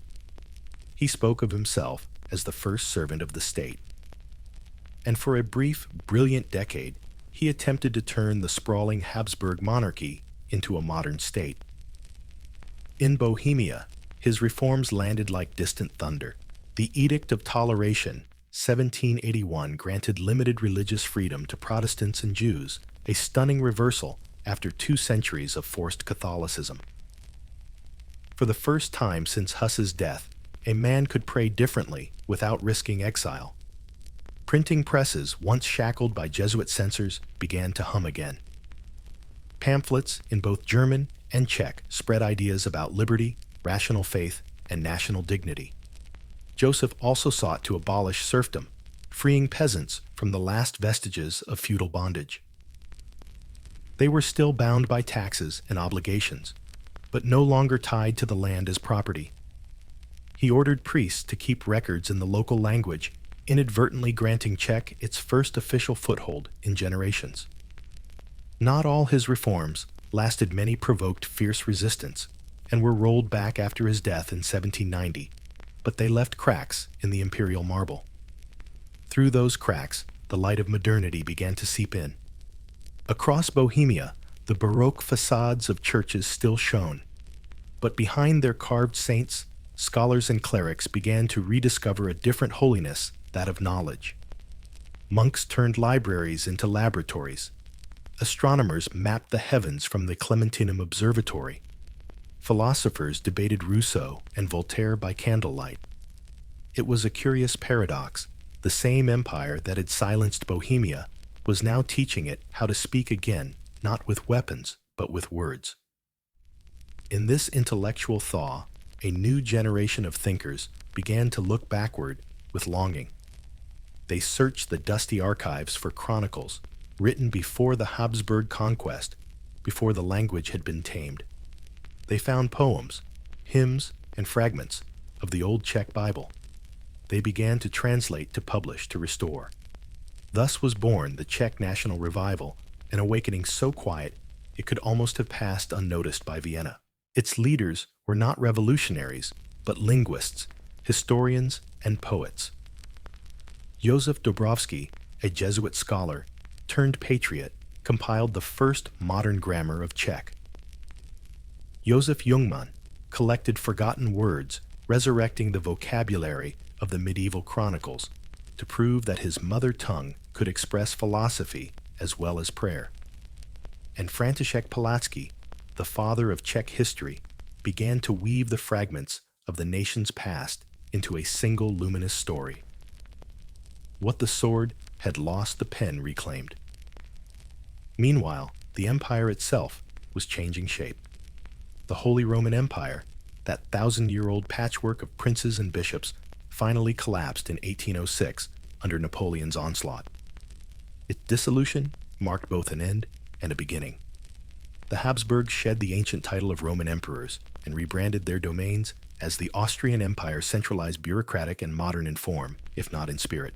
Bohemia, as one of its richest provinces, was pulled firmly into this new structure. The kingdom that had once crowned emperors now became an imperial province, productive, loyal, and politically mute. But within its schools, its presses, and its songs, something irreversible had begun. The people who had once fought for truth with wagons and pikes were now fighting for memory with dictionaries and manuscripts. Their rebellion had become cultural, their weapons made of paper and ink. The Baroque chains, gilded, beautiful, and heavy, were starting to crack under the quiet pressure of intellect. By the end of the 18th century, Prague's skyline still shimmered with domes and angels, but the music echoing beneath them had changed. In the salons, the melodies of Mozart mingled with folk songs from Moravia. In the classrooms, children read prayers in Czech as well as Latin. Beneath the surface of imperial order, the pulse of a nation was returning to its own rhythm. If you walked along the Charles Bridge at dusk around 1800, you might have heard that rhythm in the hum of the city, a blend of languages and footsteps of monks, merchants, and students. The statues of saints, blackened by centuries of smoke, stared down at a people who had survived crusades, inquisitions, and assimilation, and still spoke softly, stubbornly, in their own tongue.